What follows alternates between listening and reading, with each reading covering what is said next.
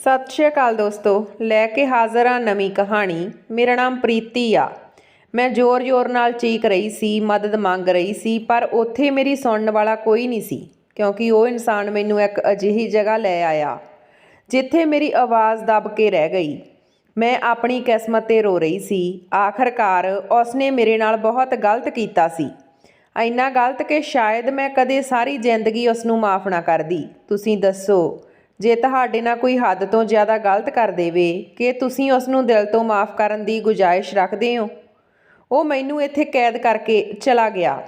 ਪਤਾ ਨਹੀਂ ਮੈਂ ਕਦੋਂ ਕਦੀ ਉੱਥੋਂ ਨਿਕਲਣ ਦਾ ਰਸਤਾ ਲੱਭ ਰਹੀ ਸੀ, ਪਰ ਉੱਥੋਂ ਨਿਕਲਣ ਦਾ ਕੋਈ ਵੀ ਰਸਤਾ ਨਹੀਂ ਸੀ। ਮੈਂ ਬਹੁਤ ਰੋ ਰਹੀ ਸੀ।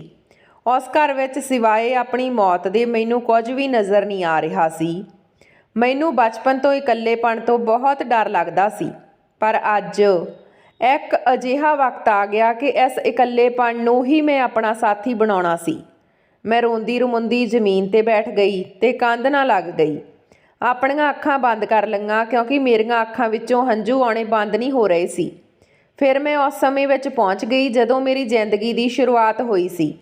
ਬਚਪਨ ਵੀ ਕਿੰਨਾ ਹਸੀਨ ਹੁੰਦਾ ਜਦੋਂ ਸਾਡੇ ਨਾਲ ਮਾਤਾ ਪਿਤਾ ਹੁੰਦੇ ਆ, ਭੈਣ ਭਰਾ ਹੁੰਦੇ ਆ, ਸਾਨੂੰ ਬਹੁਤ ਸਾਰਾ ਪਿਆਰ ਕਰਦੇ ਆ। ਮੈਂ ਜਦੋਂ ਛੋਟੀ ਸੀ, ਉਸ ਸਮੇਂ ਲਗਭਗ ਮੇਰੀ ਉਮਰ 13 ਸਾਲ ਹੋਵੇਗੀ, ਜਦੋਂ ਮੇਰਾ ਸਭ ਤੋਂ ਵੱਡਾ ਭਰਾ ਵਿਜੇ, ਉਸ ਦਾ ਵਿਆਹ ਹੋਇਆ। ਮੇਰੇ ਤੋਂ ਮੇਰੀਆਂ ਵੱਡੀਆਂ 2 ਭੈਣਾਂ ਸੀ। ਅਸੀਂ 3 ਭੈਣਾਂ ਸੀ ਤੇ ਸਾਡਾ ਇੱਕ ਭਰਾ ਹੁੰਦਾ ਸੀ। ਕਹਿੰਦੇ ਆ ਨਾ, ਵੱਡਾ ਭਰਾ ਪਿਤਾ ਦੇ ਸਮਾਨ ਹੁੰਦਾ। ਸਾਡਾ ਭਰਾ ਵੀ ਸਾਡੇ ਪਿਤਾ ਦੇ ਸਮਾਨ ਸੀ।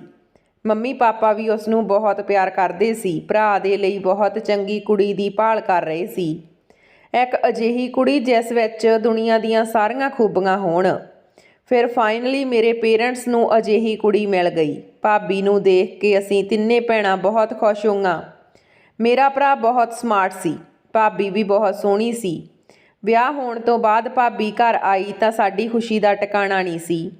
ਮੈਂ ਘਰ 'ਚ ਸਭ ਤੋਂ ਛੋਟੀ ਸੀ, ਇਸ ਲਈ ਬਹੁਤ ਲਾਡਲੀ ਸੀ ਤੇ ਆਪਣੀ ਭਾਬੀ ਦੀ ਵੀ ਬਹੁਤ ਲਾਡਲੀ ਬਣ ਗਈ। ਪਾਪਾ ਦੀ ਤਬੀਅਤ ਖਰਾਬ ਰਹਿਣ ਲੱਗ ਗਈ। ਪਾਪਾ ਜ਼ਿਆਦਾ ਕੰਮ ਨਹੀਂ ਕਰਦੇ ਸੀ। ਘਰ ਦੀ ਲਗਭਗ ਸਾਰੀ ਜ਼ਿੰਮੇਵਾਰੀ ਭਰਾ ਦੇ ਮੋਢਿਆਂ 'ਤੇ ਸੀ। ਮੰਮੀ ਹਮੇਸ਼ਾ ਪਾਪਾ ਦੀ ਸੇਵਾ 'ਚ ਲੱਗੀ ਰਹਿੰਦੀ।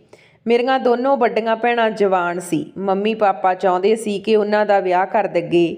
ਉਹਨਾਂ ਲਈ ਰਿਸ਼ਤੇ ਲੱਭ ਰਹੇ ਸੀ। ਦੋਨੋਂ ਭੈਣਾਂ ਦਾ ਵਿਆਹ ਇਕੱਠਾ ਹੀ ਕਰਨਾ ਚਾਹੁੰਦੇ ਸੀ। ਇਸ ਤੋਂ ਬਾਅਦ ਘਰ ਵਿੱਚ ਮੈਂ ਬਚੀ।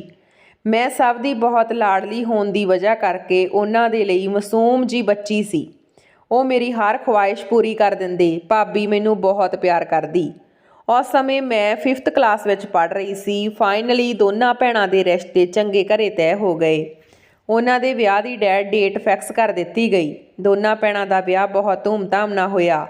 ਘਰ 'ਚ ਹੁਣ ਮੈਂ ਇਕੱਲੀ ਰਹਿ ਗਈ। ਸਾਡੇ ਘਰ 'ਚ ਫਿਰ ਇੱਕ ਅਜਿਹੇ ਇਨਸਾਨ ਦੀ ਐਂਟਰੀ ਹੋਈ ਜਿਸ ਦੇ ਆਉਣ ਨਾਲ ਸਾਰੀ ਫੈਮਿਲੀ ਖੁਸ਼ ਸੀ, ਪਰ ਉਹ ਨਹੀਂ ਜਾਣਦੇ ਸੀ ਕਿ ਇਹ ਇਨਸਾਨ ਆਉਣ ਵਾਲੀ ਜ਼ਿੰਦਗੀ 'ਚ ਉਹਨਾਂ ਦਾ ਮੁਜਰਮ ਬਣਨ ਵਾਲਾ। ਉਸ ਦਾ ਨਾਮ ਆਕਾਸ਼ ਸੀ। ਉਸ ਦੀ ਉਮਰ ਸੀ 15 ਸਾਲ ਦੀ। ਦਰਅਸਲ ਉਹ ਸਾਡੇ ਘਰ ਵਿੱਚ ਇਸ ਲਈ ਆਇਆ ਸੀ ਕਿਉਂਕਿ ਉਹ ਮੇਰੀ ਭਾਬੀ ਦਾ ਇਕਲੌਤਾ ਭਰਾ ਸੀ। ਭਾਬੀ ਆਪਣੇ ਭਰਾ ਨਾਲ ਬਹੁਤ ਪਿਆਰ ਕਰਦੀ ਸੀ। ਭਾਬੀ ਦੀ ਮਾਂ ਇਸ ਦੁਨੀਆ 'ਚ ਨਹੀਂ ਸੀ। ਉਸ ਦੇ ਪਾਪਾ ਬਹੁਤ ਸ਼ਰਾਬ ਪੀਣ ਲੱਗ ਗਏ ਤੇ ਬਹੁਤ ਗਲਤ ਕੰਮ ਕਰਦੇ ਸੀ। ਉਹਨਾਂ ਦਾ ਅਸਰ ਭਾਬੀ ਦੇ ਭਰਾ 'ਤੇ ਪੈ ਰਿਹਾ ਸੀ। ਭਾਬੀ ਇਹ ਬਿਲਕੁਲ ਵੀ ਨਹੀਂ ਚਾਹੁੰਦੀ ਸੀ ਕਿ ਉਹਨਾਂ ਦਾ ਭਰਾ ਵੀ ਗਲਤ ਕੰਮਾਂ 'ਚ ਪੈ ਜਾਵੇ। ਆਖਰਕਾਰ ਉਹ ਮੁੰਡਾ ਸੀ, ਮੁੰਡਾ ਹੋਵੇ ਜਾਂ ਕੁੜੀ, ਜੋ ਬਚਪਨ 'ਚ ਦੇਖਦੇ ਆ, ਉਹ ਉਸੇ ਰਸਤੇ 'ਤੇ ਚੱਲਣ ਦੀ ਕੋਸ਼ਿਸ਼ ਕਰਦੇ ਆ। ਭਾਬੀ ਆਪਣੇ ਭਰਾ ਵੱਲੋਂ ਬਹੁਤ ਪਰੇਸ਼ਾਨ ਰਹਿੰਦੀ ਸੀ, ਇਸ ਲਈ ਉਹ ਮੇਰੇ ਭਰਾ ਨੂੰ ਇਹ ਕਹਿੰਦੀ ਰਹਿੰਦੀ ਕਿ ਮੈਂ ਆਪਣੇ ਭਰਾ ਦਾ ਫਿਊਚਰ ਸੁਧਾਰਨਾ ਚਾਹੁੰਦੀ ਆ। ਮੇਰਾ ਵਿਆਹ ਹੋ ਗਿਆ, ਮੈਂ ਇੱਥੇ ਆ ਗਈ। ਮੇਰੇ ਭਰਾ ਦਾ ਧਿਆਨ ਰੱਖਣ ਵਾਲਾ ਕੋਈ ਵੀ ਨਹੀਂ। ਉੱਧਰ ਮੇਰੇ ਪਾਪਾ ਅੱਖਾਂ ਦੇ ਸਾਹਮਣੇ ਬੈਠ ਕੇ ਸ਼ਰਾਬ ਪੀਂਦੇ ਆ, ਗਲਤ ਕੰਮ ਕਰਦੇ ਆ। ਉਹ ਛੋਟੀ ਉਮਰ ਦਾ, ਨਾ ਤਾਂ ਉਸ ਨੂੰ ਸਕੂਲ ਭੇਜਿਆ ਜਾਂਦਾ ਤੇ ਨਾ ਹੀ ਉਸ ਵਿਚਾਰੇ ਦੀ ਪਰਵਰਿਸ਼ ਠੀਕ ਢੰਗ ਨਾਲ ਕੀਤੀ ਜਾਂਦੀ ਆ। ਮੇਰਾ ਵਿਆਹ ਹੋਣ ਤੋਂ ਬਾਅਦ, ਮਾਂ ਦੇ ਮਰ ਜਾਣ ਤੋਂ ਬਾਅਦ, ਉਹ ਪੂਰੀ ਤਰ੍ਹਾਂ ਇਕੱਲਾ ਰਹਿ ਗਿਆ। ਮੈਨੂੰ ਉਸ ਦੀ ਬਹੁਤ ਯਾਦ ਆਉਂਦੀ ਆ। ਮੈਂ ਉਸ ਨੂੰ ਬਹੁਤ ਸਮਝਾਉਂਦੀ ਆ ਕਿ ਤੂੰ ਪਾਪਾ ਦੀ ਸੰਗਤ ਬਿਲਕੁਲ ਨਹੀਂ ਕਰਨੀ। ਉਹ ਬਹੁਤ ਸਮਝਦਾਰ ਆ, ਉਹ ਅਜਿਹਾ ਨਹੀਂ ਕਰੇਗਾ। ਉਸ ਦਾ ਦਿਮਾਗ ਅਜੇ ਬੱਚਿਆਂ ਵਾਲਾ। ਹੌਲੀ ਹੌਲੀ ਉਹ ਜਵਾਨ ਹੋਵੇਗਾ ਤਾਂ ਸ਼ਾਇਦ ਬਹੁਤ ਜਲਦੀ ਵਿਗੜ ਜਾਵੇਗਾ। ਮੇਰੇ ਭਰਾ ਨੂੰ ਮੇਰੀ ਭਾਬੀ ਦੀ ਪਰੇਸ਼ਾਨੀ ਦਾ ਚੰਗੀ ਤਰ੍ਹਾਂ ਅੰਦਾਜ਼ਾ ਹੋ ਗਿਆ ਕਿ ਭਾਬੀ ਬਿਲਕੁਲ ਠੀਕ ਕਹਿੰਦੀ ਆ। ਫਿਰ ਮੇਰੇ ਭਰਾ ਨੇ ਇਹ ਗੱਲ ਮੰਮੀ ਪਾਪਾ ਨੂੰ ਦੱਸੀ ਤਾਂ ਮੰਮੀ ਪਾਪਾ ਨੇ ਕਿਹਾ ਕਿ ਆਕਾਸ਼ ਨੂੰ ਆਪਣੇ ਘਰ ਲੈ ਆਓ, ਸਾਡੇ ਕੋਲ ਰੱਖ, ਰੱਬ ਦਾ ਦਿੱਤਾ ਸਭ ਕੁਝ ਆ। ਜੇ ਉਸ ਗਰੀਬ ਬੱਚੇ ਨੂੰ ਅਸੀਂ ਆਪਣੇ ਘਰ ਵਿੱਚ ਰੱਖ ਲਵਾਂਗੇ, ਉਸ ਦੀ ਪਰਵਰਿਸ਼ ਆਪਣੇ ਬੇਟੇ ਦੀ ਤਰ੍ਹਾਂ ਕਰਾਂਗੇ, ਉਸ ਦੀ ਪੜ੍ਹਾਈ ਦਾ ਖਰਚਾ ਅਸੀਂ ਚੁੱਕ ਲਵਾਂਗੇ, ਸਾਡੇ ਕੋਲ ਕੋਈ ਕਮੀ ਨਹੀਂ ਆ ਜਾਵੇਗੀ। ਇਸ ਤਰ੍ਹਾਂ ਆਕਾਸ਼ ਆਪਣੀ ਭੈਣ ਦੀਆਂ ਅੱਖਾਂ ਦੇ ਸਾਹਮਣੇ ਰਹੇਗਾ। ਉਹ ਆਪਣੇ ਭਰਾ ਦੇ ਲਈ ਪਰੇਸ਼ਾਨ ਨਹੀਂ ਹੋਵੇਗੀ, ਬਲਕਿ ਉਸ ਦਾ ਧਿਆਨ ਖੁਦ ਰੱਖ ਸਕੇਗੀ। ਮੇਰੇ ਭਰਾ ਨੂੰ ਮੰਮੀ ਪਾਪਾ ਦੀ ਗੱਲ ਸੁਣ ਕੇ ਬਹੁਤ ਚੰਗਾ ਲੱਗਿਆ। ਵੈਸੇ ਵੀ ਭਾਬੀ ਦਾ ਭਰਾ ਆਕਾਸ਼ ਦੇਖਣ 'ਚ ਬਹੁਤ ਮਾਸੂਮ ਸੀ। ਉਹ ਵਿਚਾਰਾ ਹਮੇਸ਼ਾ ਚੁੱਪ-ਚੁੱਪ ਰਹਿੰਦਾ। ਸ਼ਾਇਦ ਵਕਤ ਅਤੇ ਹਾਲਾਤ ਨੇ ਉਸ ਨੂੰ ਇਸ ਤਰ੍ਹਾਂ ਬਣਾ ਦਿੱਤਾ ਸੀ। ਛੋਟੀ ਉਮਰ 'ਚ ਉਸਨੇ ਆਪਣੇ ਪਿਤਾ ਦੀਆਂ ਬਦਲਦੀਆਂ ਹੋਈਆਂ ਆਦਤਾਂ ਨੂੰ ਦੇਖਿਆ ਸੀ, ਆਪਣੀ ਮਾਂ ਦੀ ਮੌਤ ਨੂੰ ਦੇਖਿਆ ਸੀ। ਸ਼ਾਇਦ ਇਸ ਵਜ੍ਹਾ ਨਾਲ ਉਸਦੇ ਦਿਲ 'ਤੇ ਇੱਕ ਗਹਿਰਾ ਸਦਮਾ ਲੱਗਿਆ ਸੀ। ਇਹੀ ਵਜ੍ਹਾ ਸੀ ਕਿ ਉਸ ਦੀਆਂ ਖੁਸ਼ੀਆਂ ਉਸਦੇ ਚਿਹਰੇ ਤੋਂ ਗਾਇਬ ਸੀ। ਉਸ ਦੀ ਪਰੇਸ਼ਾਨੀ ਤੇ ਉਸ ਦੀ ਮਾਸੂਮੀਅਤ ਨੂੰ ਦੇਖ ਕੇ ਮੇਰੇ ਭਰਾ ਉਸ ਨੂੰ ਆਪਣੇ ਘਰ ਲੈ ਆਇਆ। ਭਾਬੀ ਉਸ ਦਾ ਘਰ ਵਿੱਚ ਆਉਣ ਨਾਲ ਬਹੁਤ ਖੁਸ਼ ਸੀ। ਆਖਰਕਾਰ ਉਹ ਆਪਣੇ ਭਰਾ ਵੱਲੋਂ ਫਿਕਰਮੰਦ ਹੋ ਗਈ ਸੀ। ਭਾਬੀ ਸਾਡੇ ਸਭ ਦੇ ਲਈ ਬਹੁਤ ਚੰਗੀ ਸੀ, ਸਾਡਾ ਬਹੁਤ ਖਿਆਲ ਰੱਖਦੀ, ਇਸ ਲਈ ਸਾਡੀ ਵੀ ਕੋਸ਼ਿਸ਼ ਰਹਿੰਦੀ ਕਿ ਭਾਬੀ ਹਮੇਸ਼ਾ ਹੱਸਦੀ ਮੁਸਕਰਾਉਂਦੀ ਰਵੇ, ਉਸ ਦੇ ਚਿਹਰੇ 'ਤੇ ਕਦੇ ਉਦਾਸੀ ਨਾ ਆਵੇ। ਵੈਸੇ ਤਾਂ ਉਹਨਾਂ ਦਾ ਭਰਾ ਬਹੁਤ ਭੋਲਾ ਭਾਲਾ ਸੀ, ਕਿਸੇ ਨਾਲ ਜ਼ਿਆਦਾ ਗੱਲ ਨਹੀਂ ਕਰਦਾ ਸੀ, ਪਰ ਆਪਣੀ ਭੈਣ ਨੂੰ ਇਸ ਘਰ 'ਚ ਦੇਖ ਕੇ ਉਸ ਦੇ ਚਿਹਰੇ 'ਤੇ ਮੁਸਕਰਾਹਟ ਆਉਣ ਲੱਗ ਗਈ ਸੀ। ਸਾਡੀ ਫੈਮਿਲੀ 'ਚ ਬਹੁਤ ਪਿਆਰ ਸੀ। ਆਕਾਸ਼ ਮੇਰੇ ਤੋਂ 2 ਸਾਲ ਵੱਡਾ ਸੀ। ਮੈਂ ਉਸ ਨੂੰ ਆਕਾਸ਼ ਕਹਿ ਕੇ ਹੀ ਬੁਲਾਉਂਦੀ ਸੀ, ਕਿਉਂਕਿ ਅਸੀਂ ਦੋਨੋਂ ਇੱਕੋ ਉਮਰ ਦੇ ਲੱਗਦੇ ਸੀ। ਉਹ ਮੇਰੇ ਨਾਲ ਖੇਡਣ ਲੱਗ ਜਾਂਦਾ। ਘਰ ਵਿੱਚ ਸਾਡੇ ਵੱਡੇ ਸੀ, ਮੇਰੀ ਉਮਰ ਦਾ ਕੋਈ ਵੀ ਨਹੀਂ ਸੀ। ਆਕਾਸ਼ ਦੇ ਆਉਣ ਨਾਲ ਮੈਨੂੰ ਇਸ ਤਰ੍ਹਾਂ ਲੱਗਦਾ ਜਿਵੇਂ ਮੈਨੂੰ ਇੱਕ ਸਾਥੀ ਮਿਲ ਗਿਆ। ਆਕਾਸ਼ ਦੀ ਐਡਮਿਸ਼ਨ ਵੀ ਮੇਰੇ ਸਕੂਲ ਵਿੱਚ ਕਰਵਾ ਦਿੱਤੀ। ਉਹ 15 ਸਾਲਾਂ ਦਾ ਸੀ। ਉਹ 4th ਕਲਾਸ ਵਿੱਚ ਪੜ੍ਹਦਾ ਸੀ, ਕਿਉਂਕਿ 3rd ਕਲਾਸ ਤੱਕ ਉਹ ਪਹਿਲਾਂ ਪੜ੍ਹ ਚੁੱਕਿਆ ਸੀ। ਉਸ ਨੂੰ ਟਿਊਸ਼ਨ 'ਤੇ ਲਗਵਾਇਆ ਗਿਆ ਸੀ ਤਾਂ ਜੋ ਉਹ ਚੰਗੀ ਤਰ੍ਹਾਂ ਪੜ੍ਹ ਸਕੇ। ਅਸੀਂ ਦੋਨੋਂ ਇਕੱਠੇ ਸਕੂਲ ਜਾਂਦੇ। ਸਾਡਾ ਸਕੂਲ ਘਰ ਤੋਂ ਜ਼ਿਆਦਾ ਦੂਰ ਨਹੀਂ ਸੀ। ਆਕਾਸ਼ ਦਾ ਬਹੁਤ ਖਿਆਲ ਰੱਖਿਆ ਜਾਂਦਾ ਸੀ। ਉਸ ਨੂੰ ਕਿਸੇ ਵੀ ਚੀਜ਼ ਦੀ ਕੋਈ ਕਮੀ ਨਹੀਂ ਹੁੰਦੀ ਸੀ। ਜਦੋਂ ਮੈਂ ਆਕਾਸ਼ ਦਾ ਨਾਮ ਲੈ ਕੇ ਬੁਲਾਉਂਦੀ ਸੀ ਤਾਂ ਮੰਮੀ ਮੈਨੂੰ ਝਿੜਕ ਦਿੰਦੀ, ਕਹਿੰਦੀ ਸੀ ਕਿ ਬੇਟਾ ਉਹ ਤੇਰੇ ਭਰਾ ਦੀ ਤਰ੍ਹਾਂ, ਤੂੰ ਉਸ ਨੂੰ ਆਕਾਸ਼ ਨਹੀਂ ਵੀਰਾ ਕਹਿ ਕੇ ਬੁਲਾਇਆ ਕਰ। ਹੁਣ ਉਹ ਸਾਡੇ ਘਰ ਦਾ ਮੈਂਬਰ ਬਣ ਗਿਆ। ਇਹ ਸਮਝ ਲੈ ਕਿ ਉਹ ਤੇਰਾ ਦੂਜਾ ਭਰਾ। ਉਹ ਮੇਰੇ ਨਾਲ ਖੇਡਦਾ ਸੀ, ਇਸ ਲਈ ਮੈਂ ਉਸ ਨੂੰ ਆਕਾਸ਼ ਵੀਰਾ ਕਹਿ ਕੇ ਬੁਲਾਉਂਦੀ। ਇੱਕ ਵਾਰ ਮੈਂ ਮਜ਼ਾਕ ਵਿੱਚ ਆਕਾਸ਼ ਨੂੰ ਵੀਰਾ ਕਹਿ ਕੇ ਬੁਲਾਇਆ ਤਾਂ ਆਕਾਸ਼ ਨੇ ਮੈਨੂੰ ਕਿਹਾ, ਮੈਂ ਤੇਰਾ ਦੋਸਤ ਹਾਂ, ਤੂੰ ਮੈਨੂੰ ਵੀਰਾ ਨਾ ਕਿਹਾ ਕਰ। ਫਿਰ ਮੈਂ ਉਸ ਨੂੰ ਆਪਣਾ ਦੋਸਤ ਮੰਨ ਲਿਆ। ਅਸੀਂ ਬਚਪਨ 'ਚ ਬਹੁਤ ਪੱਕੇ ਦੋਸਤ ਬਣ ਗਏ। ਭਾਬੀ ਸਾਨੂੰ ਦੇਖ ਕੇ ਬਹੁਤ ਖੁਸ਼ ਰਹਿੰਦੀ। ਹੁਣ ਉਹਨਾਂ ਨੂੰ ਆਪਣੇ ਭਰਾ ਦੀ ਕੋਈ ਟੈਨਸ਼ਨ ਨਹੀਂ ਸੀ। 2 ਸਾਲ ਬਾਅਦ ਪਤਾ ਲੱਗਿਆ ਕਿ ਉਹਨਾਂ ਦੇ ਪਿਤਾ ਦੀ ਮੌਤ ਹੋ ਗਈ। ਉਹਨਾਂ ਦੀ ਮੌਤ ਦਾ ਕਾਰਨ ਉਹਨਾਂ ਦੀ ਸ਼ਰਾਬ ਸੀ। ਭਾਬੀ ਨੂੰ ਆਪਣੇ ਪਿਤਾ ਦੀ ਮੌਤ ਦਾ ਬਹੁਤ ਹੀ ਦੁੱਖ ਹੋਇਆ। ਉਹ ਆਕਾਸ਼ ਦੇ ਨਾਲ ਆਪਣੇ ਘਰ ਗਈ। ਉਹ ਉੱਥੇ ਪੂਰਾ ਹਫ਼ਤਾ ਰਹੇ, ਪਰ ਇੱਕ ਨਾ ਇੱਕ ਦਿਨ ਤਾਂ ਭਾਬੀ ਨੂੰ ਵਾਪਸ ਆਉਣਾ ਹੀ ਸੀ। ਆਖਰਕਾਰ ਉਹਨਾਂ ਦਾ ਆਪਣਾ ਘਰ ਤਾਂ ਇਹੀ ਸੀ। ਕੁਝ ਦਿਨ ਆਪਣੇ ਪੇਕੇ ਰਹਿਣ ਤੋਂ ਬਾਅਦ ਭਾਬੀ ਆਕਾਸ਼ ਨੂੰ ਲੈ ਕੇ ਵਾਪਸ ਸਾਡੇ ਘਰ ਆ ਗਈ। ਜਦੋਂ ਆਕਾਸ਼ ਭਾਬੀ ਦੇ ਨਾਲ ਆਪਣੇ ਪਿੰਡ ਗਿਆ ਸੀ ਤਾਂ ਮੈਂ ਉਸ ਨੂੰ ਬੜਾ ਹੀ ਯਾਦ ਕੀਤਾ। ਮੈਨੂੰ ਉਸ ਦੀ ਬਹੁਤ ਕਮੀ ਮਹਿਸੂਸ ਹੁੰਦੀ ਸੀ। ਮੈਨੂੰ ਉਸ ਦੀ ਆਦਤ ਹੋ ਗਈ ਸੀ। ਉਹ ਪੜ੍ਹਾਈ ਵਿੱਚ ਵੀ ਬਹੁਤ ਵਧੀਆ ਸੀ ਤੇ ਵਧੀਆ ਨੰਬਰ ਲੈ ਕੇ ਪਾਸ ਹੁੰਦਾ ਸੀ। ਹੌਲੀ ਹੌਲੀ ਅਸੀਂ ਜਵਾਨ ਹੋ ਰਹੇ ਸੀ। ਸਾਡੀ ਦੋਸਤੀ ਜਵਾਨੀ ਤੱਕ ਕਾਇਮ ਰਹੀ। ਪਾਪਾ ਜੀ ਦੀ ਤਬੀਅਤ ਖਰਾਬ ਰਹਿਣ ਲੱਗੀ। ਫਿਰ ਇੱਕ ਵਕਤ ਅਜਿਹਾ ਆਇਆ ਕਿ ਮੇਰੇ ਪਾਪਾ ਵੀ ਇਸ ਦੁਨੀਆ ਤੋਂ ਚਲੇ ਗਏ। ਹੁਣ ਸਿਰਫ ਮੰਮੀ ਰਹਿ ਗਈ। ਪਰ ਮੰਮੀ ਦੀਆਂ ਲੱਤਾਂ 'ਚ ਬਹੁਤ ਦਰਦ ਰਹਿੰਦਾ ਸੀ, ਇਸ ਲਈ ਉਹ ਜ਼ਿਆਦਾ ਤੁਰ ਫਿਰ ਨਹੀਂ ਸਕਦੇ ਸੀ। ਪਤਾ ਨਹੀਂ ਉਹਨਾਂ ਦੀਆਂ ਲੱਤਾਂ ਵਿੱਚ ਅਜਿਹੀ ਕੀ ਗੱਲ ਸੀ ਕਿ ਉਹ ਬਿਨਾਂ ਸਹਾਰੇ ਤੁਰ ਨਹੀਂ ਸਕਦੇ ਸੀ। ਵੀਰੇ ਨੇ ਉਹਨਾਂ ਦਾ ਬਹੁਤ ਇਲਾਜ ਕਰਵਾਇਆ, ਪਰ ਉਹ ਠੀਕ ਨਹੀਂ ਹੋਏ। ਮੇਰੀਆਂ ਦੋਨੋਂ ਭੈਣਾਂ ਸਾਡੇ ਘਰ ਬਹੁਤ ਜਲਦੀ ਆਉਂਦੀਆਂ ਜਾਂਦੀਆਂ ਰਹਿੰਦੀਆਂ ਸੀ। ਵੀਰੇ ਭਾਬੀ ਦੇ 2 ਬੱਚੇ ਸੀ। ਮੇਰੀਆਂ ਦੋਨੋਂ ਭੈਣਾਂ ਦੇ ਵੀ ਬੱਚੇ ਸੀ। ਘਰ 'ਚ ਹਮੇਸ਼ਾ ਰੌਣਕ ਲੱਗੀ ਰਹਿੰਦੀ। ਵਕਤ ਲੰਘਦਾ ਗਿਆ। ਜਵਾਨ ਹੋਣ ਦੇ ਨਾਲ ਨਾਲ ਮੈਂ ਬਹੁਤ ਸੋਹਣੀ ਵੀ ਸੀ। ਹੁਣ ਮੇਰਾ ਤੇ ਆਕਾਸ਼ ਦੀ ਐਡਮਿਸ਼ਨ ਕਾਲਜ 'ਚ ਹੋ ਗਈ। ਅਸੀਂ ਦੋਨੋਂ ਇੱਕ ਦੂਜੇ ਨਾਲ ਪੜ੍ਹਾਈ ਦੀ ਡਿਸਕਸ਼ਨ ਕਰਦੇ ਰਹਿੰਦੇ। ਆਕਾਸ਼ ਮੇਰੇ ਤੋਂ 1 ਸਾਲ ਪਿੱਛੇ ਸੀ। ਮੈਂ ਉਸ ਨੂੰ ਹਰ ਗੱਲ ਸਮਝਾ ਦਿੰਦੀ। ਬਚਪਨ ਤੋਂ ਲੈ ਕੇ ਜਵਾਨ ਹੋਣ ਤੱਕ ਦਾ ਸਫ਼ਰ ਸਾਡੇ ਲਈ ਬਹੁਤ ਚੰਗਾ ਸੀ। ਸਾਰੇ ਜਾਣਦੇ ਸੀ ਕਿ ਸਾਡੇ ਦੋਨਾਂ 'ਚ ਬਹੁਤ ਚੰਗੀ ਦੋਸਤੀ ਆ, ਪਰ ਆਕਾਸ਼ ਦੇ ਦਿਮਾਗ 'ਚ ਕੀ ਚੱਲ ਰਿਹਾ ਸੀ ਇਹ ਤਾਂ ਮੈਂ ਨਹੀਂ ਜਾਣਦੀ ਸੀ। ਉਹ ਸਾਡੀ ਦੋਸਤੀ ਨੂੰ ਦੋਸਤੀ ਨਹੀਂ ਸਮਝਦਾ ਸੀ। ਜਦੋਂ ਮੇਰੀ BSc ਕੰਪਲੀਟ ਹੋ ਗਈ ਮੇਰੇ ਭਰਾ ਨੇ ਮੈਨੂੰ ਘਰ ਬੈਠਣ ਦੇ ਲਈ ਕਹਿ ਦਿੱਤਾ। ਘਰ 'ਚ ਮੇਰੇ ਵਿਆਹ ਦੀਆਂ ਗੱਲਾਂ ਹੋਣ ਲੱਗੀਆਂ ਕਿ ਪ੍ਰੀਤੀ ਦੀ ਪੜ੍ਹਾਈ ਕੰਪਲੀਟ ਹੋ ਗਈ ਆ, ਹੁਣ ਇਸ ਦਾ ਵਿਆਹ ਕਰ ਦੇਵਾਂਗੇ। ਪਤਾ ਨਹੀਂ ਕਿਉਂ ਮੇਰੇ ਵਿਆਹ ਦੀ ਗੱਲ ਸੁਣ ਕੇ ਆਕਾਸ਼ ਦੇ ਚਿਹਰੇ ਦੇ ਐਕਸਪ੍ਰੈਸ਼ਨ ਬੜੇ ਅਜੀਬ ਹੋ ਜਾਂਦੇ। ਮੇਰਾ ਕਮਰਾ ਦੂਜੇ ਪੋਰਸ਼ਨ 'ਤੇ ਸੀ, ਜਦ ਕਿ ਆਕਾਸ਼ ਦਾ ਕਮਰਾ ਹੇਠਾਂ ਵਾਲੇ ਪੋਰਸ਼ਨ ਵਿੱਚ ਸੀ ਅਤੇ ਉੱਧਰ ਹੀ ਮੇਰੇ ਵੀਰੇ ਅਤੇ ਭਾਬੀ ਦਾ ਕਮਰਾ ਸੀ। ਮੈਂ ਜ਼ਿਆਦਾਤਰ ਮੰਮੀ ਦੇ ਨਾਲ ਉਹਨਾਂ ਦੇ ਕਮਰੇ 'ਚ ਸੌਂ ਜਾਂਦੀ ਸੀ। ਪਾਪਾ ਦੀ ਮੌਤ ਤੋਂ ਬਾਅਦ ਮੰਮੀ ਇਕੱਲੀ ਰਹਿ ਗਈ। ਅਸੀਂ ਦੋਨੋਂ ਪੂਰੀ ਤਰ੍ਹਾਂ ਜਵਾਨ ਹੋ ਗਏ ਸੀ। ਪੂਰੀ ਫੈਮਿਲੀ ਆਕਾਸ਼ 'ਤੇ ਬਹੁਤ ਭਰੋਸਾ ਕਰਦੀ ਸੀ। ਉਸ ਦੇ ਸਾਹਮਣੇ ਮੈਂ ਹਮੇਸ਼ਾ ਬਹੁਤ ਬੇਫਿਕਰੀ ਨਾਲ ਜਾਂਦੀ, ਕਿਉਂਕਿ ਸਭ ਦਾ ਕਹਿਣਾ ਸੀ ਕਿ ਉਹ ਮੇਰੇ ਭਰਾ ਵਰਗਾ ਹੀ ਆ। ਮੈਂ ਵੀ ਇਹੀ ਸਮਝਦੀ। ਮੇਰੀ ਇੱਕ ਫਰੈਂਡ ਸੀ ਸੋਨਮ, ਉਹ ਮੇਰੇ ਬਹੁਤ ਜ਼ਿਆਦਾ ਕਲੋਜ਼ ਸੀ। ਅਸੀਂ ਦੋਨੋਂ ਇੱਕ ਦੂਜੇ ਦੇ ਘਰ ਬਹੁਤ ਆਉਂਦੀਆਂ ਜਾਂਦੀਆਂ। ਪਤਾ ਨਹੀਂ ਕਿਉਂ ਮੈਨੂੰ ਸੋਨਮ ਦਾ ਭਰਾ ਬਹੁਤ ਚੰਗਾ ਲੱਗਦਾ ਸੀ। ਉਹ ਮੇਰੀ ਉਮਰ ਦਾ ਸੀ, ਬਹੁਤ ਸਮਾਰਟ ਅਤੇ ਇੰਟੈਲੀਜੈਂਟ ਸੀ। ਮੈਂ ਮਾਣੀ ਮਨ ਵਿੱਚ ਉਸ ਦੇ ਲਈ ਫੀਲਿੰਗਸ ਰੱਖਦੀ। ਇੱਕ ਦਿਨ ਮੈਨੂੰ ਸੋਨਮ ਨਾਲ ਬਹੁਤ ਇੰਪੋਰਟੈਂਟ ਕੰਮ ਸੀ। ਮੈਂ ਉਸ ਦੇ ਘਰ ਜਾਣਾ ਸੀ। ਮੇਰੇ ਸਾਹਮਣੇ ਆਕਾਸ਼ ਆ ਗਿਆ ਅਤੇ ਮੈਨੂੰ ਕਹਿਣ ਲੱਗਿਆ ਕਿ ਤੂੰ ਕਿੱਥੇ ਜਾ ਰਹੀ ਆ। ਮੈਂ ਉਸ ਨੂੰ ਦੱਸਿਆ, ਅੱਛਾ ਤੂੰ ਆ ਗਿਆ, ਮੈਨੂੰ ਰਿਕਸ਼ੇ 'ਤੇ ਜਾਣ ਨਾਲ ਦੇਰ ਹੋ ਜਾਵੇਗੀ, ਪਲੀਜ਼ ਮੈਨੂੰ ਆਪਣੀ ਬਾਈਕ 'ਤੇ ਸੋਨਮ ਦੇ ਘਰ ਛੱਡ ਦੇ। ਉਹ ਮੇਰਾ ਕਿਹਾ ਕਦੇ ਨਹੀਂ ਟਾਲਦਾ ਸੀ। ਮੇਰੇ ਇੱਕ ਇਸ਼ਾਰੇ 'ਤੇ ਮੈਨੂੰ ਸੋਨਮ ਦੇ ਘਰ ਲੈ ਗਿਆ। ਉਸ ਨੇ ਕਿਹਾ ਕਿ ਜੇ ਤੈਨੂੰ ਵਾਪਸ ਆਉਣ 'ਚ ਪਰੇਸ਼ਾਨੀ ਹੋਈ ਤਾਂ ਮੈਨੂੰ ਕਾਲ ਕਰ ਦੇਣਾ, ਮੈਂ ਲੈਣ ਆ ਜਾਵਾਂਗਾ।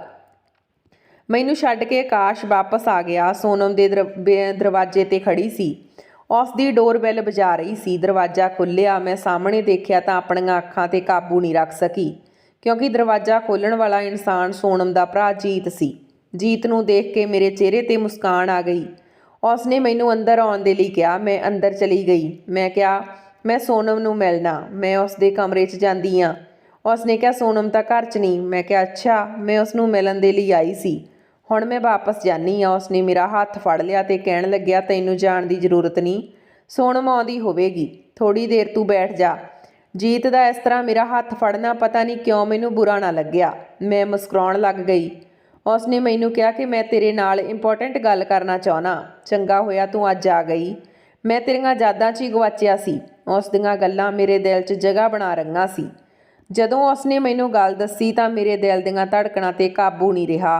ਉਸ ਨੇ ਮੈਨੂੰ ਕਿਹਾ ਕਿ ਤੂੰ ਮੈਨੂੰ ਚੰਗੀ ਲੱਗਦੀ ਆ ਅਤੇ ਮੈਂ ਤੈਨੂੰ ਪਿਆਰ ਕਰਦਾ। ਮੈਂ ਬਹੁਤ ਖੁਸ਼ ਸੀ। ਮੈਂ ਸ਼ਰਮਾ ਕੇ ਉਸ ਦੇ ਘਰ 'ਚੋਂ ਨਿਕਲ ਆਈ। ਅਸੀਂ ਦੋਨੋਂ ਇੱਕ ਦੂਜੇ ਨਾਲ ਫ਼ੋਨ 'ਤੇ ਗੱਲਾਂ ਕਰਨ ਲੱਗ ਗਏ। ਮੈਂ ਜਾਣਦੀ ਸੀ ਕਿ ਜੀਤ ਦੇ ਦਿਲ 'ਚ ਮੇਰੇ ਲਈ ਅਜਿਹੀ ਫੀਲਿੰਗਸ ਆ ਜਿਵੇਂ ਮੈਂ ਉਸ ਦੇ ਲਈ ਰੱਖਦੀ ਹਾਂ, ਪਰ ਮੈਨੂੰ ਉਮੀਦ ਨਹੀਂ ਸੀ ਕਿ ਇੰਨੀ ਜਲਦੀ ਉਹ ਮੈਨੂੰ ਪ੍ਰਪੋਜ਼ ਕਰ ਦੇਵੇਗਾ। ਮੈਂ ਬਹੁਤ ਖੁਸ਼ ਰਹਿਣ ਲੱਗ ਗਈ। ਪਤਾ ਨਹੀਂ ਕਿਉਂ ਮੈਂ ਆਕਾਸ਼ ਦੇ ਨਾਲ ਜ਼ਿਆਦਾ ਟਾਈਮ ਸਪੈਂਡ ਨਹੀਂ ਕਰਦੀ ਸੀ, ਕਿਉਂਕਿ ਮੇਰਾ ਜ਼ਿਆਦਾਤਰ ਧਿਆਨ ਮੋਬਾਈਲ 'ਚ ਹੀ ਰਹਿੰਦਾ ਸੀ। ਹੁਣ ਮੈਂ ਜਲਦੀ ਸੋਨਮ ਦੇ ਘਰ ਚਲੀ ਜਾਂਦੀ। ਸਾਡੇ ਪਿਆਰ ਬਾਰੇ ਸੋਨਮ ਨੂੰ ਵੀ ਪਤਾ ਲੱਗ ਗਿਆ।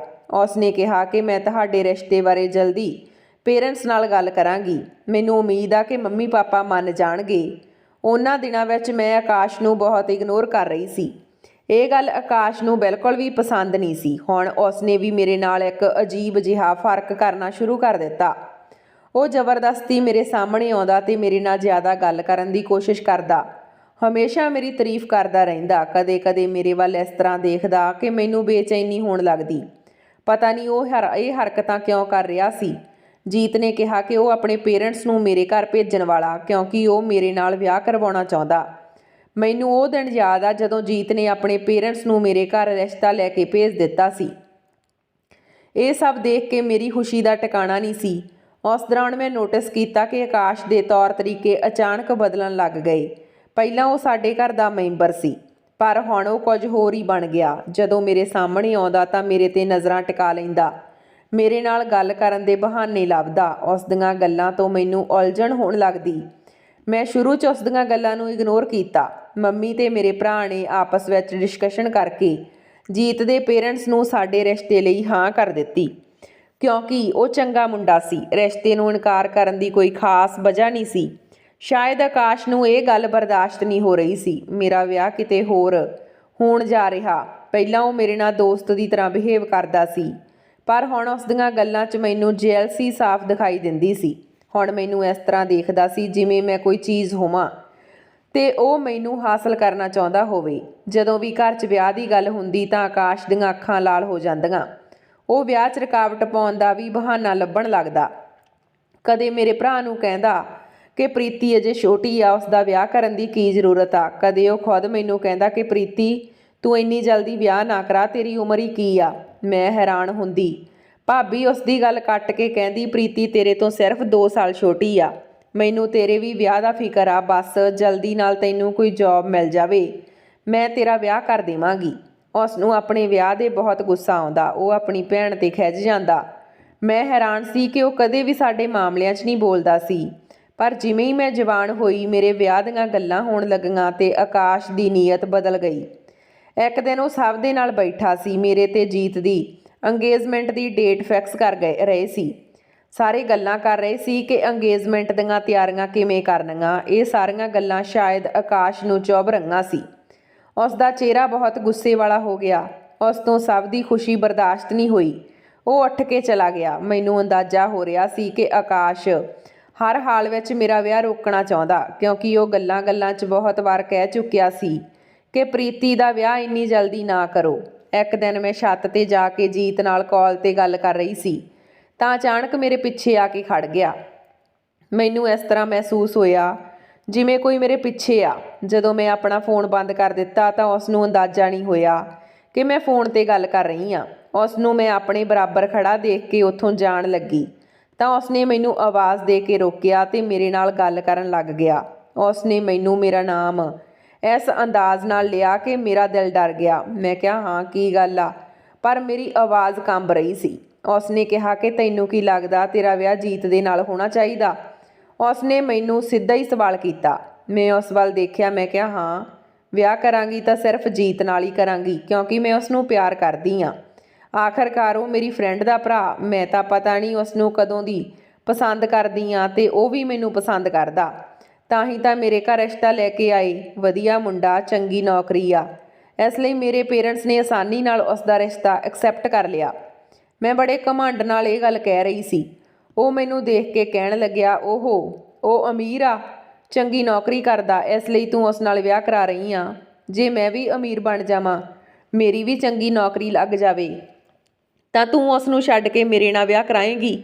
ਉਸ ਦੀ ਗੱਲ ਸੁਣ ਕੇ ਮੇਰੇ ਪੈਰਾਂ ਹੇਠੋਂ ਜ਼ਮੀਨ ਨਿਕਲ ਗਈ। ਉਹ ਕਿੰਨੀ ਆਸਾਨੀ ਨਾਲ ਇਹ ਗੱਲ ਕਹਿ ਰਿਹਾ ਸੀ।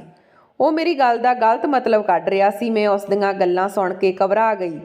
ਇਸ ਲਈ ਮੈਂ ਉੱਥੋਂ ਭੱਜ ਕੇ ਹੇਠਾਂ ਆ ਗਈ। ਉਹ ਮੈਨੂੰ ਆਵਾਜ਼ਾਂ ਦੇ ਰਿਹਾ ਸੀ। ਮੈਂ ਉਸ ਦੀ ਕੋਈ ਗੱਲ ਨਹੀਂ ਸੁਣੀ। 2-3 ਦਿਨ ਲੰਘ ਗਏ। ਜਦੋਂ ਮੈਂ ਆਪਣੇ ਕਮਰੇ ਵਿੱਚ ਸੀ ਤਾਂ ਮੰਮੀ ਉਸ ਸਮੇਂ ਸੌਂ ਰਹੀ ਸੀ। ਉਹ ਮੇਰੇ ਕਮਰੇ 'ਚ ਆਇਆ। ਮੈਂ ਉਸ ਨੂੰ ਦੇਖ ਕੇ ਘਬਰਾ ਗਈ। ਉਹ ਆ ਕੇ ਬੈੱਡ 'ਤੇ ਬੈਠ ਗਿਆ। ਪਹਿਲਾਂ ਤਾਂ ਬੜੀਆਂ ਅਜੀਬ ਨਜ਼ਰਾਂ ਨਾਲ ਦੇਖਣ ਲੱਗਿਆ। ਮੈਂ ਅਜੀਬ ਜਿਹੀ ਕਨਫਿਊਜ਼ਨ ਦੀ ਸ਼ਿਕਾਰ ਹੋ ਰਹੀ ਸੀ। ਫਿਰ ਉਸ ਨੇ ਅਚਾਨਕ ਆਪਣਾ ਹੱਥ ਅੱਗੇ ਵਧਾਇਆ ਤੇ ਫਿਰ ਮੇਰਾ ਹੱਥ ਫੜਿਆ। ਮੇਰਾ ਦਿਲ ਇੱਕ ਪਲ ਦੇ ਲਈ ਰੁਕ ਗਿਆ। ਮੈਂ ਆਪਣਾ ਹੱਥ ਉਸ ਤੋਂ ਛੁਡਾਉਣ ਦੀ ਕੋਸ਼ਿਸ਼ ਕੀਤੀ, ਪਰ ਉਸ ਨੇ ਬਹੁਤ ਮਜ਼ਬੂਤੀ ਨਾਲ ਹੱਥ ਫੜਿਆ ਹੋਇਆ ਸੀ। ਮੇਰੇ ਸਾਹ ਤੇਜ਼ ਹੋ ਗਏ। ਸਰੀਰ 'ਚ ਇੱਕ ਅਜੀਬ ਜਿਹਾ ਕਰੰਟ ਦੌੜ ਗਿਆ। ਉਸ ਨੇ ਕਿਹਾ, ਪ੍ਰੀਤੀ ਤੂੰ ਮੈਨੂੰ ਬਹੁਤ ਚੰਗੀ ਲੱਗਦੀ ਆ। ਬਚਪਨ ਤੋਂ ਹੀ ਮੈਂ ਤੈਨੂੰ ਚਾਹੁੰਦਾ। ਇਹ ਸ਼ਬਦ ਸੁਣ ਕੇ ਮੇਰਾ ਦਿਲ ਡਰ ਗਿਆ। ਮੈਂ ਆਕਾਸ਼ ਨੂੰ ਸਿਰਫ ਆਪਣਾ ਦੋਸਤ ਸਮਝਿਆ ਸੀ, ਪਰ ਉਸ ਦੇ ਬਿਹੇਵੀਅਰ ਵਿੱਚ ਬਦਲਾਵ ਆ ਗਿਆ। ਉਹ ਮੇਰੀ ਸਮਝ ਤੋਂ ਬਾਹਰ ਸੀ। ਮੈਂ ਕੁਝ ਦੇਰ ਦੇ ਲਈ ਬੋਲ ਨਹੀਂ ਸਕੀ। ਫਿਰ ਮੈਂ ਉਸ ਨੂੰ ਕਿਹਾ ਕਿ ਤੂੰ ਕਿਹੋ ਜਿਹੀਆਂ ਗੱਲਾਂ ਕਰ ਰਿਹਾ? ਮੇਰੀਆਂ ਅੱਖਾਂ 'ਚ ਹੰਝੂ ਆ ਗਏ। ਆਕਾਸ਼ ਨੇ ਮੇਰਾ ਹੱਥ ਬਹੁਤ ਮਜ਼ਬੂਤੀ ਨਾਲ ਫੜ ਲਿਆ ਤੇ ਕਹਿਣ ਲੱਗਿਆ, ਪ੍ਰੀਤੀ ਤੂੰ ਬਹੁਤ ਸੋਹਣੀ ਆ। ਮੈਂ ਤੈਨੂੰ ਬਹੁਤ ਪਿਆਰ ਕਰਦਾ। ਮੈਂ ਤੇਰੇ ਤੋਂ ਦੂਰ ਨਹੀਂ ਰਹਿ ਸਕਦਾ। ਇਹ ਗੱਲ ਤੂੰ ਕਿਸੇ ਨੂੰ ਨਾ ਦੱਸੀ। ਸਾਡੇ ਦੋਹਾਂ 'ਚ ਹੀ ਰਹਿਣੀ ਚਾਹੀਦੀ ਆ। ਮੇਰਾ ਦਿਲ ਡਰ ਨਾਲ ਕੰਬ ਰਿਹਾ ਸੀ। ਮੈਂ ਪਿੱਛੇ ਹਟਣ ਦੀ ਕੋਸ਼ਿਸ਼ ਕਰ ਰਹੀ ਸੀ। ਆਕਾਸ਼ ਨੇ ਮੈਨੂੰ ਬਹੁਤ ਮਜ਼ਬੂਤੀ ਨਾਲ ਫੜ ਕੇ ਰੱਖਿਆ ਸੀ। ਮੇਰੇ ਦਿਮਾਗ ਵਿੱਚ ਇਹ ਵੀ ਆ ਰਿਹਾ ਸੀ ਕਿ ਜੇ ਸਾਨੂੰ ਕਿਸੇ ਨੇ ਦੇਖ ਲਿਆ ਤਾਂ ਇਹੀ ਸਮਝਣਗੇ ਕਿ ਮੈਂ ਖੁਦ ਆਪਣਾ ਹੱਥ ਆਕਾਸ਼ ਦੇ ਹੱਥ 'ਚ ਫੜਾਇਆ। ਇਸੇ ਡਰ ਤੋਂ ਮੈਂ ਹਿੰਮਤ ਕੀਤੀ ਤੇ ਇੱਕ ਝਟਕੇ ਨਾਲ ਆਪਣਾ ਹੱਥ ਛੁਡਾ ਲਿਆ ਤੇ ਭੱਜ ਕੇ ਦਰਵਾਜ਼ੇ ਦੇ ਕੋਲ ਆ ਗਈ। ਮੇਰੀਆਂ ਧੜਕਣਾਂ ਬੇਕਾਬੂ ਹੋ ਰਹੀਆਂ ਸੀ। ਮੇਰਾ ਸਾਹ ਰੁਕ ਰਿਹਾ ਸੀ। ਮੇਰੀਆਂ ਅੱਖਾਂ ਬੰਦ ਸੀ। ਮੈਂ ਖੁੱਲ੍ਹ ਕੇ ਸਾਹ ਲੈਣ ਦੀ ਕੋਸ਼ਿਸ਼ ਕਰ ਰਹੀ ਸੀ। ਅਚਾਨਕ ਫਿਰ ਉਹ ਮੇਰੇ ਸਾਹਮਣੇ ਆ ਕੇ ਖੜਾ ਹੋ ਗਿਆ। ਉਸ ਨੇ ਫਿਰ ਮੇਰਾ ਰਸਤਾ ਰੋਕ ਲਿਆ। ਮੈਂ ਉਸ ਨੂੰ ਕਿਹਾ ਕਿ ਤੂੰ ਇਹ ਕੀ ਕਰ ਰਿਹਾ? ਇਹ ਸਭ ਕੁਝ ਗਲਤ ਆ। ਆਕਾਸ਼ ਨੇ ਇੱਕ ਹੌਲੀ ਜਿਹੀ ਮੁਸਕਰਾਹਟ ਦੇ ਨਾਲ ਕਿਹਾ, ਕੁਝ ਗਲਤ ਨਹੀਂ। ਕਿਸੇ ਨੂੰ ਕੁਝ ਨਾ ਦੱਸੀ, ਨਹੀਂ ਤਾਂ ਗੱਲ ਵਿਗੜ ਸਕਦੀ ਆ। ਮੈਂ ਕੁਝ ਦੇਰ ਦੇ ਲਈ ਚੁੱਪ ਖੜੀ ਰਹੀ। ਉਸ ਨੇ ਕਿਹਾ ਕਿ ਮੈਂ ਤੈਨੂੰ ਪ੍ਰਪੋਜ਼ ਕਰਨਾ ਚਾਹੁੰਦਾ, ਸੋ ਕਰ ਦਿੱਤਾ। ਹੁਣ ਜ਼ਿਆਦਾ ਡਰਨ ਦੀ ਜ਼ਰੂਰਤ ਨਹੀਂ। ਇਹ ਗੱਲ ਕਿਸੇ ਨੂੰ ਦੱਸਣ ਦੀ ਕੋਸ਼ਿਸ਼ ਨਾ ਕਰੀਂ, ਨਹੀਂ ਤਾਂ ਚੰਗਾ ਨਹੀਂ ਹੋਵੇਗਾ। ਉਸ ਦੀ ਧਮਕੀ ਸੁਣ ਕੇ ਮੈਂ ਹੈਰਾਨ ਹੋ ਗਈ ਕਿ ਜਿਸ ਇਨਸਾਨ ਨੇ ਅੱਜ ਤੱਕ ਮੇਰੇ ਨਾਲ ਕਦੇ ਗੁੱਸੇ 'ਚ ਗੱਲ ਨਹੀਂ ਕੀਤੀ, ਅੱਜ ਉਹ ਮੈਨੂੰ ਧਮਕੀ ਦੇ ਰਿਹਾ। ਮੈਂ ਬਹੁਤ ਡਰੀ ਸਹਿਮੀ ਰਹਿਣ ਲੱਗੀ। ਜੀਤ ਨਾਲ ਮੇਰੀ ਗੱਲ ਹੁੰਦੀ ਤਾਂ ਉਹ ਮੈਨੂੰ ਪੁੱਛਦਾ ਕਿ ਤੂੰ ਪਰੇਸ਼ਾਨ ਕਿਉਂ ਰਹਿਨੀ ਆ। ਮੈਂ ਉਸ ਨੂੰ ਵੀ ਕੁਝ ਨਾ ਦੱਸਦੀ। ਮੈਂ ਭਾਬੀ ਨੂੰ ਉਸ ਦੇ ਭਰਾ ਦੀ ਹਰਕਤ ਬਾਰੇ ਦੱਸਣਾ ਚਾਹੁੰਦੀ ਸੀ, ਪਰ ਆਕਾਸ਼ ਨੇ ਮੈਨੂੰ ਧਮਕੀ ਭਰੇ ਸ਼ਬਦ ਮੇਰੇ ਕੰਨਾਂ 'ਚ ਗੂੰਜ ਰਹੇ ਸੀ। ਪਤਾ ਨਹੀਂ ਉਹ ਮੇਰੇ ਨਾਲ ਕੀ ਕਰਨ ਵਾਲਾ ਸੀ। ਉਸ ਨੇ ਕਿਹਾ ਕਿ ਜੇ ਤੂੰ ਕਿਸੇ ਨੂੰ ਦੱਸਿਆ ਤਾਂ ਤੇਰੇ ਨਾਲ ਚੰਗਾ ਨਹੀਂ ਹੋਵੇਗਾ। ਉਹ ਮੈਨੂੰ ਇਸ ਤਰ੍ਹਾਂ ਕਿਉਂ ਕਹਿ ਰਿਹਾ ਸੀ? ਮੈਂ ਵੀਰੇ ਭਾਬੀ ਨੂੰ ਇਹ ਸਭ ਕੁਝ ਦੱਸਣਾ ਚਾਹੁੰਦੀ ਸੀ, ਬਸ ਕੁਝ ਬੁਰਾ ਹੋਣ ਦੇ ਡਰ ਤੋਂ ਚੁੱਪ ਹੋ ਗਈ। ਕਿਸੇ ਨੂੰ ਕੁਝ ਨਹੀਂ ਦੱਸਿਆ, ਬਲਕਿ ਮੈਂ ਆਕਾਸ਼ ਤੋਂ ਦੂਰ ਦੂਰ ਰਹਿਣ ਲੱਗੀ। ਉਸ ਦਿਨ ਤੋਂ ਬਾਅਦ ਮੇਰੀ ਜ਼ਿੰਦਗੀ 'ਚ ਅਜੀਬ ਜਿਹੀ ਚੁੱਪੀ ਆ ਗਈ। ਮੈਂ ਚਾਹ ਕੇ ਵੀ ਕਿਸੇ ਨੂੰ ਕੁਝ ਨਾ ਦੱਸ ਸਕੀ। ਆਕਾਸ਼ ਦੀਆਂ ਨਜ਼ਰਾਂ, ਉਸ ਦੀ ਮੁਸਕਰਾਹਟ, ਸਭ ਕੁਝ ਮੇਰੇ ਦਿਮਾਗ ਵਿੱਚ ਵਾਰ-ਵਾਰ ਘੁੰਮ ਰਹੀ ਸੀ। ਮੈਂ ਆਪਣੇ ਆਪ ਨੂੰ ਸਵਾਲ ਕਰਦੀ ਕਿ ਇਹ ਸਭ ਕੁਝ ਕਿਉਂ ਹੋਇਆ। ਸਭ ਤੋਂ ਵੱਡੀ ਉਲਝਣ ਇਹ ਸੀ ਕਿ ਮੈਂ ਕਿਸੇ ਨੂੰ ਕੁਝ ਨਹੀਂ ਦੱਸ ਸਕਦੀ ਸੀ। ਅਜੇ ਤੱਕ ਤਾਂ ਘਰ ਵਿੱਚ ਕਿਸੇ ਨੂੰ ਕੁਝ ਪਤਾ ਨਹੀਂ ਲੱਗਿਆ ਸੀ। ਮੈਂ ਸੋਚਿਆ ਕਿ ਸ਼ਾਇਦ ਟਾਈਮ ਦੇ ਨਾਲ ਨਾਲ ਸਭ ਕੁਝ ਠੀਕ ਹੋ ਜਾਵੇਗਾ। ਆਕਾਸ਼ ਨੂੰ ਵੀ ਆਪਣੀ ਗਲਤੀ ਦਾ ਅਹਿਸਾਸ ਹੋ ਜਾਵੇਗਾ, ਪਰ ਉਹ ਪਹਿਲਾਂ ਵਰਗਾ ਹੋ ਜਾਵੇਗਾ। ਪਰ ਇਹ ਮੇਰਾ ਵਹਿਮ ਸੀ। ਇੱਕ ਦਿਨ ਮੈਂ ਆਪਣੇ ਕਮਰੇ 'ਚ ਬੈਠੀ ਮੋਬਾਈਲ ਦੇਖ ਰਹੀ ਸੀ, ਜਦੋਂ ਫਿਰ ਆਕਾਸ਼ ਮੇਰੇ ਕਮਰੇ 'ਚ ਆਇਆ। ਮੈਂ ਆਪਣੇ ਆਪ ਨੂੰ ਮੋਬਾਈਲ ਵਿੱਚ ਬਿਜ਼ੀ ਹੋਣ ਦੀ ਐਕਟਿੰਗ ਕਰਨ ਲੱਗੀ, ਪਰ ਅੰਦਰੋਂ ਮੈਂ ਕੰਬ ਗਈ। ਆਕਾਸ਼ ਨੇ ਕਿਹਾ, ਪ੍ਰੀਤੀ, ਮੈਂ ਤੇਰੇ ਨਾਲ ਕੋਈ ਜ਼ਰੂਰੀ ਗੱਲ ਕਰਨੀ ਚਾਹੁੰਦਾ। ਉਸ ਦੀ ਗੱਲ ਸੁਣ ਕੇ ਮੇਰੇ ਸਾਹ ਰੁਕ ਗਏ। ਮੈਂ ਆਪਣਾ ਸਿਰ ਉੱਪਰ ਚੁੱਕਿਆ, ਉਸ ਵੱਲ ਦੇਖਿਆ। ਉਸ ਦੀਆਂ ਅੱਖਾਂ 'ਚ ਅਜੀਬ ਜਿਹੀ ਚਮਕ ਸੀ ਜੋ ਮੈਨੂੰ ਡਰਾ ਰਹੀ ਸੀ। ਉਹ ਕਹਿਣ ਲੱਗਿਆ, ਮੈਨੂੰ ਤੂੰ ਚੰਗੀ ਲੱਗਦੀ ਆ। ਮੈਂ ਇਹ ਗੱਲ ਮਜ਼ਾਕ 'ਚ ਨਹੀਂ ਕਹਿ ਰਿਹਾ। ਉਸ ਨੇ ਮੇਰੇ ਕੋਲ ਆ ਕੇ ਮੇਰੇ ਹੱਥੋਂ ਮੇਰਾ ਮੋਬਾਈਲ ਫੜ ਲਿਆ। ਮੈਂ ਪਿੱਛੇ ਹਟ ਗਈ। ਮੈਂ ਕਿਹਾ, ਪਲੀਜ਼ ਆਕਾਸ਼, ਇਹ ਸਭ ਕੁਝ ਨਾ ਬੋਲ, ਇਹ ਗਲਤ ਆ। ਜੇ ਘਰ 'ਚ ਕਿਸੇ ਨੂੰ ਪਤਾ ਲੱਗ ਗਿਆ ਫੇਰ। ਮੇਰੀ ਗੱਲ ਸੁਣ ਕੇ ਉਹ ਬੋਲਿਆ, ਘਰ 'ਚ ਕਿਸੇ ਨੂੰ ਕੁਝ ਨਹੀਂ ਪਤਾ ਲੱਗੇਗਾ। ਉਸ ਨੇ ਮੇਰੀ ਗੱਲ ਨੂੰ ਕੱਟਦੇ ਹੋਏ ਕਿਹਾ, ਇਹ ਗੱਲ ਸਿਰਫ ਸਾਡੇ 'ਚ ਹੀ ਰਹੇਗੀ। ਮੈਂ ਕਿਹਾ, ਤੂੰ ਇਹ ਕੀ ਕਹਿ ਰਿਹਾ? ਮੈਂ ਫਿਰ ਕੋਸ਼ਿਸ਼ ਕੀਤੀ ਕਿ ਗੱਲ ਨੂੰ ਖ਼ਤਮ ਕਰ ਦਿੱਤਾ ਜਾਵੇ। ਮੈਂ ਕਿਹਾ, ਪਲੀਜ਼ ਤੂੰ ਕਮਰੇ 'ਚੋਂ ਚਲਾ ਜਾ। ਮੰਮੀ ਨੂੰ ਪਤਾ ਲੱਗ ਗਿਆ ਕਿ ਤੂੰ ਮੇਰੇ ਕਮਰੇ 'ਚ ਆ ਤਾਂ ਚੰਗਾ ਨਹੀਂ ਹੋਵੇਗਾ। ਸਾਨੂੰ ਇਹ ਸਭ ਗੱਲਾਂ ਨਹੀਂ ਕਰਨੀਆਂ ਚਾਹੀਦੀਆਂ। ਮੈਂ ਟਾਲਣ ਦੀ ਕੋਸ਼ਿਸ਼ ਕਰ ਰਹੀ ਸੀ। ਪ੍ਰਕਾਸ਼ ਨੇ ਇੱਕ ਵਾਰ ਫਿਰ ਮੇਰਾ ਹੱਥ ਫੜ ਲਿਆ ਤੇ ਕਹਿਣ ਲੱਗਿਆ, ਪ੍ਰੀਤੀ, ਦੇਖ, ਮੈਂ ਤੈਨੂੰ ਸਮਝਾ ਰਿਹਾ, ਮੈਂ ਤੇਰੇ ਬਿਨਾਂ ਨਹੀਂ ਰਹਿ ਸਕਦਾ, ਨਾ ਹੀ ਤੇਰਾ ਵਿਆਹ ਕਿਸੇ ਹੋਰ ਦੇ ਨਾਲ ਹੁੰਦੇ ਹੋਏ ਦੇਖ ਸਕਦਾ। ਇਸ ਲਈ ਨਖਰੇ ਨਾ ਕਰ। ਮੇਰੇ ਪ੍ਰਪੋਜ਼ਲ ਨੂੰ ਚੁੱਪਚਾਪ ਐਕਸੈਪਟ ਕਰ ਲਾ ਤੇ ਜੀਤ ਨਾਲ ਵਿਆਹ ਕਰਵਾਉਣ ਤੋਂ ਇਨਕਾਰ ਕਰ ਦੇ। ਮੈਂ ਕਿਹਾ, ਤੂੰ ਆਪਣੀ ਔਕਾਤ ਭੁੱਲ ਗਿਆ। ਮੇਰੇ ਪੇਰੈਂਟਸ ਨੇ ਤੈਨੂੰ ਪੜ੍ਹਾਇਆ ਲਿਖਾਇਆ, ਘਰ 'ਚ ਜਗ੍ਹਾ ਦਿੱਤੀ। ਅੱਜ ਤੂੰ ਉਸੇ ਘਰ ਦੀ ਕੁੜੀ 'ਤੇ ਨਜ਼ਰ ਰੱਖ ਰਿਹਾ। ਤੈਨੂੰ ਸ਼ਰਮ ਨਹੀਂ ਆਉਂਦੀ? ਇਹ ਘਰ ਤੇਰੀ ਭੈਣ ਦਾ ਸਹੁਰਾ ਘਰ ਆ। ਉਸ ਨੇ ਕਿਹਾ, ਚੰਗਾ ਚੰਗਾ, ਜ਼ਿਆਦਾ ਨਖਰੇ ਦਿਖਾਉਣ ਦੀ ਜ਼ਰੂਰਤ ਨਹੀਂ। ਹੁਣ ਉਸ ਨੇ ਮੈਨੂੰ ਗੁੱਸੇ 'ਚ ਦੇਖ ਲਿਆ, ਇਸ ਲਈ ਬੋਲਿਆ, ਅੱਛਾ ਠੀਕ ਆ, ਤੈਨੂੰ ਡਰਨ ਦੀ ਜ਼ਰੂਰਤ ਨਹੀਂ। ਮੈਂ ਤੈਨੂੰ ਸੋਚਣ ਦੇ ਲਈ ਕੁਝ ਟਾਈਮ ਦਿੰਨਾ, ਪਰ ਜੇ ਤੂੰ ਮੇਰੇ ਨਾਲ ਵਿਆਹ ਕਰਵਾਉਣ ਲਈ ਹਾਮੀ ਨਾ ਭਰੀ ਤਾਂ ਤੇਰੇ ਲਈ ਬਹੁਤ ਬੁਰਾ ਹੋਵੇਗਾ।